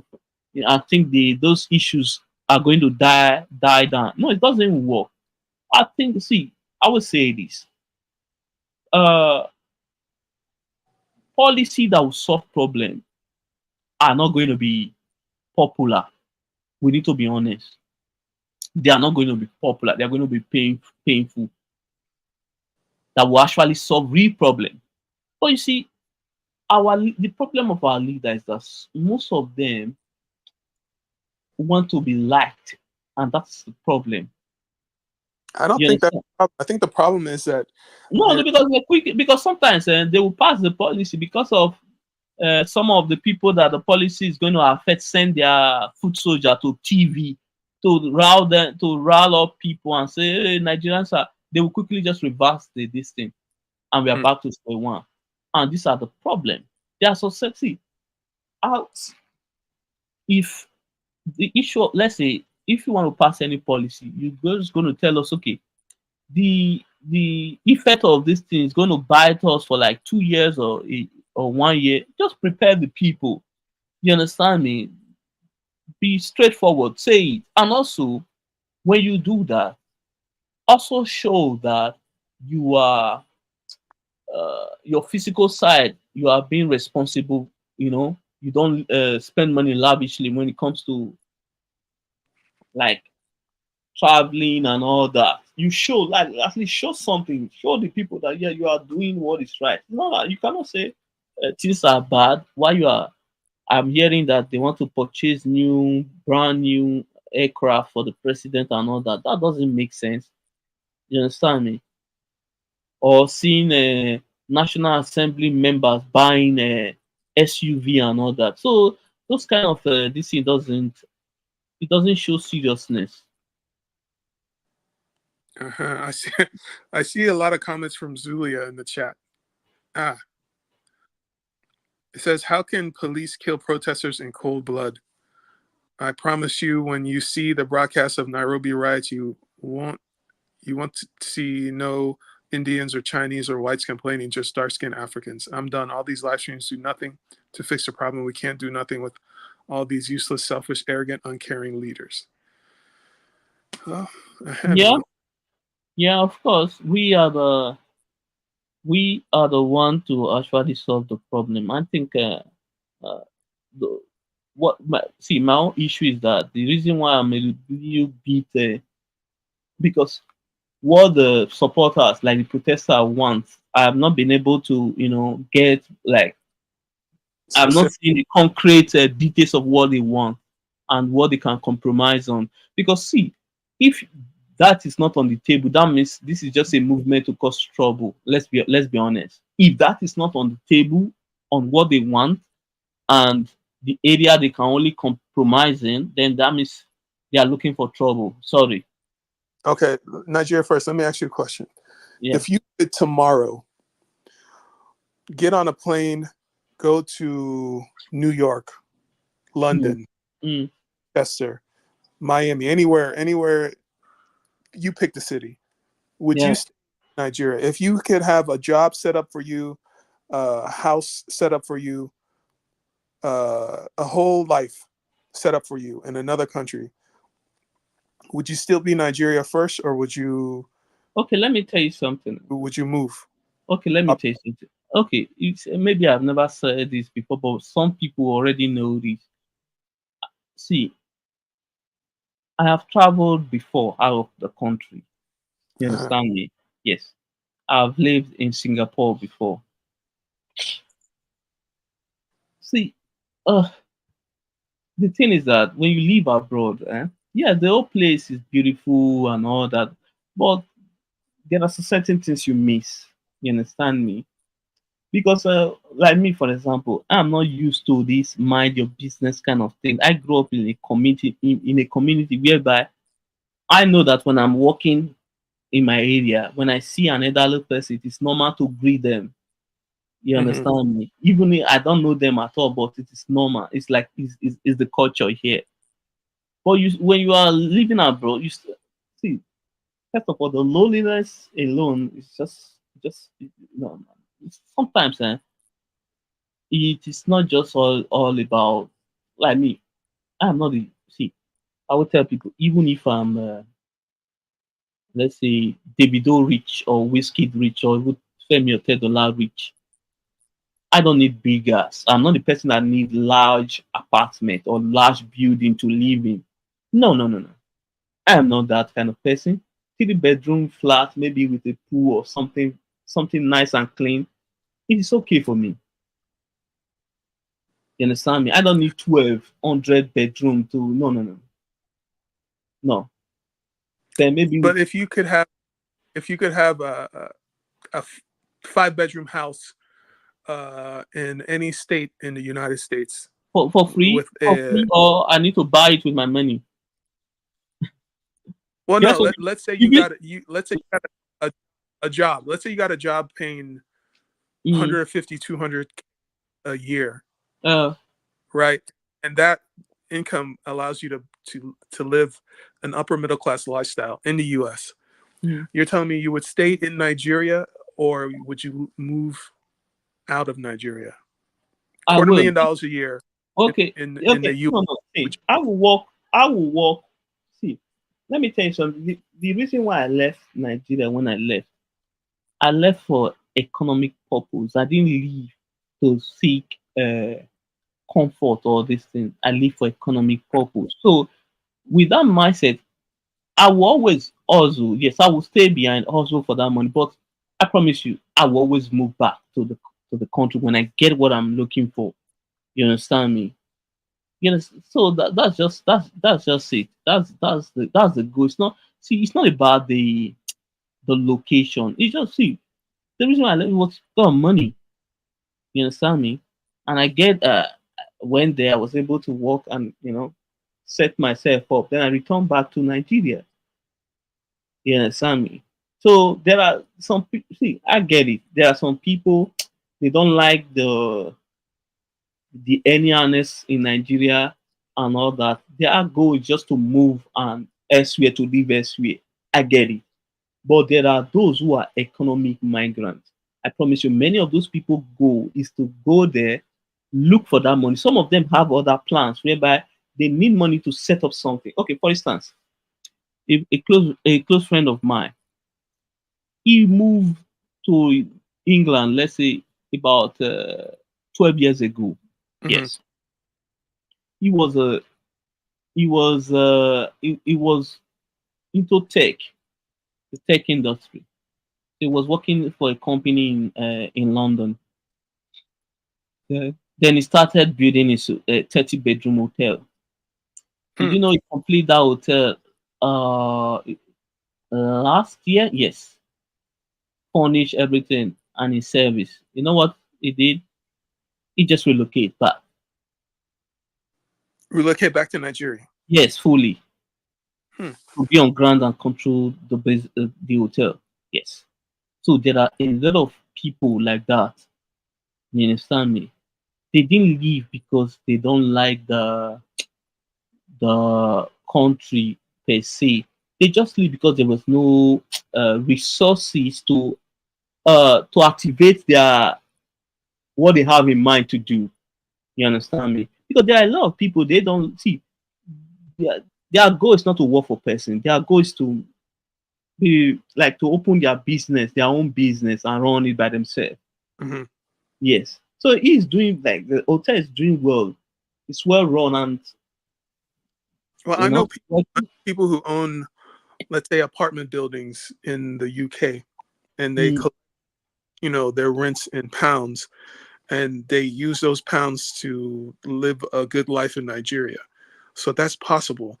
But these are people who they own also a place in the UK, so they can move back and forth. So they're not stuck in one location.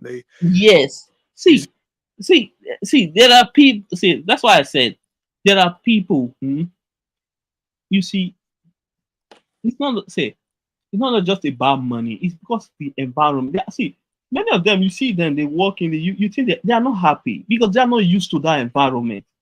You understand me? Minority. You're a minority in that. So. Yeah, you're a minority in the UK. You are not the majority group, so you'll be treated, differently. Thank you. So some of them just want to hustle, make this money, go back and set up whatever they have in mind. You understand me? Then they can be okay. Yes, that my friend, he still has through that period he was able to, he's a British citizen. Yes, he has his passport, but he like he relocate back to Nigeria with his family, his property, everything. You understand me? Because because even before he always complain he doesn't like the place. But yeah, he said that yes, he understood that there's money. You understand me? But there are other things that doesn't sit well with him about the country. So It's another man's country. yes, I agree. So many Nigerians are that's they are like that, whereby they live abroad, but yes, they make money, but they are still not fulfilled. You understand me? They are still not. That's why you see some of them, they just decided to go back and forth. Like in a year, you see they will travel back to Nigeria like twice, sometimes once in a year. Because that period they normally travel, they use it to refresh their mind and replenish themselves. You understand me? Because that's when they travel, when they are in the country, that's when they feel alive. When they are back in their base, like it's like nothing's going, like you just walk, walk, walk, walk, walk, walk. Mm-hmm. Yeah, Yeah. because in Nigeria you can actually walk and also ball, but like because of a lot well, you and also you pay less tax. But in the diaspora you have a lot of bill to pay, so that troubles you a lot. You have to walk, walk, walk, walk, walk. Oh my. That's true. Yes. You pay property tax, you pay Yeah. insurance, everything. You don't really own anything. It can Okay. always way. Okay. Like there's a guy. He's popular in the tech sector in Nigeria, but like you just see the reason why I moved from Nigeria. I kind of understand him. Like his own case is different. Like he just the anyhowness. So he decided to settle down in Ghana. He lived in Ghana with his kids. Ghana is more laid back and peaceful. So that kind of location matches his personality. You understand me? He's highly engaged in every activity in Nigeria. But sometimes I will see his comment like he's kind of fed up and all that, but he will still the next morning will still, because Nigeria is like you are in a abusive relationship. That's what Nigeria is. You can never abandon the country. You just do, even if you try. Yes, even if you try, say no, no, I'm done. No, no, you will still. So that's what Nigeria is. The guy lives in Ghana, and he's a very rich dude. Like when it comes to this tech sector in Nigeria, a lot of people know him. Mm. Yeah. This has been a really fascinating and beneficial conversation. I've really enjoyed speaking with you, but I have to drop down. Okay, before you drop down, okay, I need to ask this. Like, do you like in Nigeria? Like, I'm not talking about your dad or this thing. Like you personally, do you have interest in Nigeria? I do now. You mean like business interests? Yes, yes. Yeah, yeah. My Or mom. or even property or something. Yeah, I have property. I have property in Bise, and I have property in Lagos. Oh, good, good. Because the reason why I asked this, one thing if I was when I talk to diaspora, those that want those that have interest in Nigeria, I actually get why they are frustrated. They want Nigeria to be better. Those that doesn't have interest, they always call for revolution, revolution, revolution. Come on, because you know why? When this revolution happen, it's not going to cost them personally because they have no interest there. Yes, yes, they were Nigerian before, but they have lived their life abroad. But like someone like you now, I kind of get it. I can actually take your opinion serious because at least you have interest there. I get why sometimes you might be frustrated about the country, but I want to be buried there. Like when I die, I want my remains to be in my village. So I want Nigeria is important to me. I have people there, and I do have interest there. But that's why I like the Igbo people. They always do that. Understand me? Because even why the time I spend in this thing, Singapore, when some of their person pass away, they always find a way to return the corpse back home, and that is a good thing. I kind of like it. Like although it costs a lot of money, but they put money together, send back the corpse. So it's a good thing. Yeah, it's a good thing. Yeah. Yeah, so it matters to me that Nigeria is run properly because I have people there that I worry about their safety, and I want the country to do well, but it seems like it's moving in the wrong direction. So No, it's just for a while. I need to be honest. See, another advice I will give you, look at hold on, look at if you see the only thing that will make you start giving up in Nigeria, if you see that the private sector, like I'm not talking about the multinational, I'm talking about Nigerians who have business there. If they start exiting, then there's problem building. But as far as most of them are creating building new infrastructure and all that, I believe they so. Because I tell people, I said, do you think Dangote just wake up, there will be chaos, decide to spend $20 billion to build a refinery? I said, no.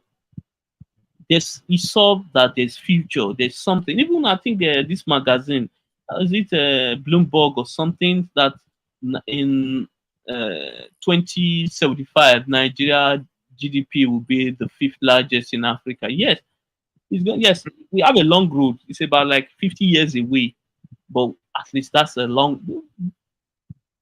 Yeah, I would Before like. we will almost be in that period. So let's just keep working and doing our best to contribute to our country. Things will work out at the end, because nation building is not an event. It's a long process whereby you build little, and with time we will get things right. I agree, but what we need to do is unify behind the same leader. We can't have all this. It has to be my guy before I can get behind him, because that everybody has to agree that this is the leader and we all have to support him. It'll go farther that way than if it's all this, no, he's not my guy, I don't care about this one. It's too much. Yeah. See, the thing is that, and that's the saddest thing in Nigeria, whereby people like see, that's what poor people are the one who normally take side. And taking side, I always tell people, when something is going on, it is not good to just take side immediately. Always see, a sensible person, when something happens, they will wait for the other side for them to take a position. Even if you want to take a position, it's always good to listen to both sides of the story. You understand me? Very, very important for you to arrive at whatever decision you want to make. You can't just hear something, say, and just go on the street and start doing crazy stuff. It doesn't work like that. That's where the masses always get it wrong. You understand me? They just because sometimes it's because they hate the person before. So when they just hear anything that is bad against that person, even if it doesn't make sense, the allegation doesn't make sense, they will just believe it. You understand me? And that's a big problem. That's true, but there are people in the diaspora who would invest more time and money in Nigeria if it's more stabilized. And guess what? As you said, you know that they discovered that there are Nigerians who are living in the diaspora who are receiving government salary, like they are ghost workers. That's they are using government money, Nigerian government money, to live abroad. No, wow. Yes. You don't know what is going on in that country. See, many people see the most critic of the government. If you take your time and check about them, they have they have done some certain evil things in the country. Just that's why be careful. Don't always yes. See, when people say something that makes sense, even if I disagree with them, I will say, okay, yes, you are right on that. You are right. You understand me? That doesn't mean when I say on that you are right, doesn't mean we are not friends or I agree with you on your BS. You understand me? So there are a lot of people like that. They live abroad and just because there's this. Okay, ask yourself. Look at Nigeria federal government payroll. Look at the budget. What the budget for recurrent to pay. These are mostly salary and other things. Look at the amount. You ask yourself, are we feeling their? We are not feeling their effort in the economy. There's no. So you ask yourself, what does that show? That there are people living abroad in the US, in England, receiving billions or millions of naira monthly as as ghost worker payment. They use it to just live comfortable abroad. Why also use that method to complain and say Nigeria is bad, it's not working.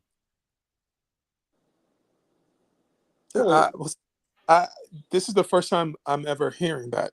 All the people that I know from Nigeria who are here are people who were educated here and found jobs here. But this idea that people are getting paid by the Nigerian government to live in the US, the amount of money that they must be receiving has to be in the millions of naira per month.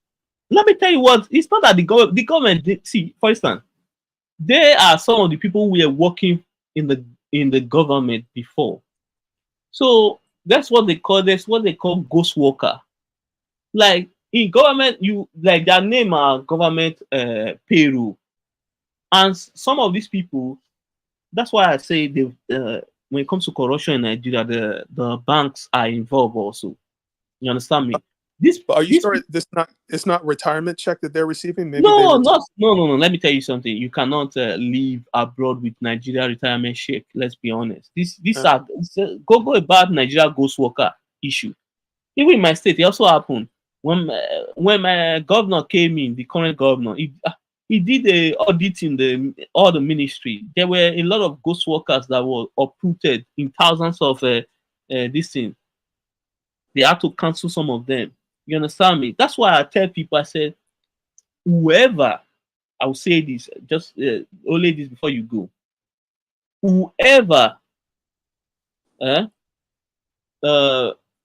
is able to digitalize Nigeria, like let Nigeria have one single number attached to them, that will be a lifetime number, whereby if you die, then that number will be deleted out of the system. I promise, if anyone can get that, put that in place, you have already solved Nigeria problem 90 or 70%. Yes. But like you know what that was? Like a social security number. Thank you, something like that. Thank you. You will just solve Nigeria problem immediately. Because now,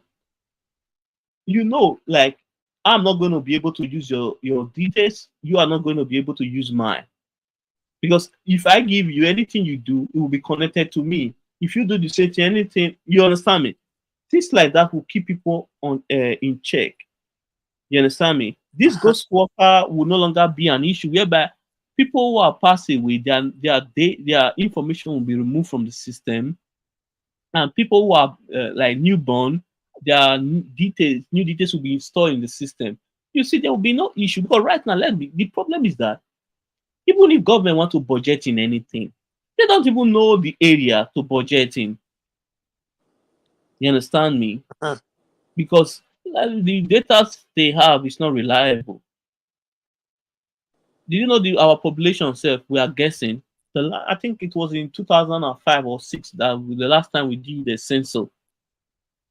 You understand me? So there's discrepancies just based on bad numbers. Data. Yes. Yes. That's why people can easily manipulate and just, there are people living large on government stolen wealth. You understand me? This is another reason why I don't trust the government and trust it with the tax money. So you want to give them more tax money so that more wahala like this can happen. I don't. No, let me see. That's why I said we need to ask ourselves which country we need. This is where I always say that. See, for instance, the digital something that I said. Let's be honest, the Nigerian government cannot do that. But I think this is where the Nigerians, like the private sector, need to come in. use money, do whatever you do.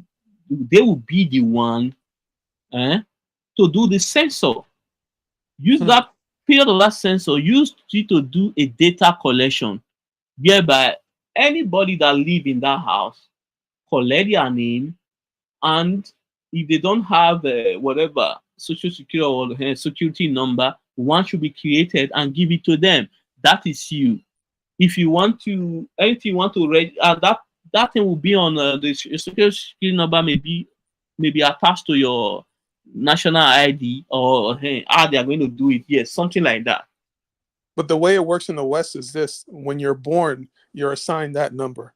So everybody has a unique number. So Thank you. Start from birth. It shouldn't just be. That's what. Okay, good. That's what I'm saying. That's what we need, something like that, because that's why Nigeria government, most times, even the governor, for instance, that's why a governor like in Zamfara will just have to go and build what they call it, airport, because let's be honest, he doesn't have data to do anything, to decide on, okay, what I think there are a lot of debt in there are a lot of childbirth debt. Let's invest in healthcare, or man, our data we are getting from education is bad. Let's invest. So there's none of these things. So they just do. It's like they just do. They just flip coin and decide, okay, this is what we're going to do. And no, you don't run a society like that. I see what you mean. That makes a lot of sense. But we have to definitely have another conversation soon, but I have to drop down. Okay. Okay. No problem. Wait for Kazu. Yeah. Later. Well done. You're welcome.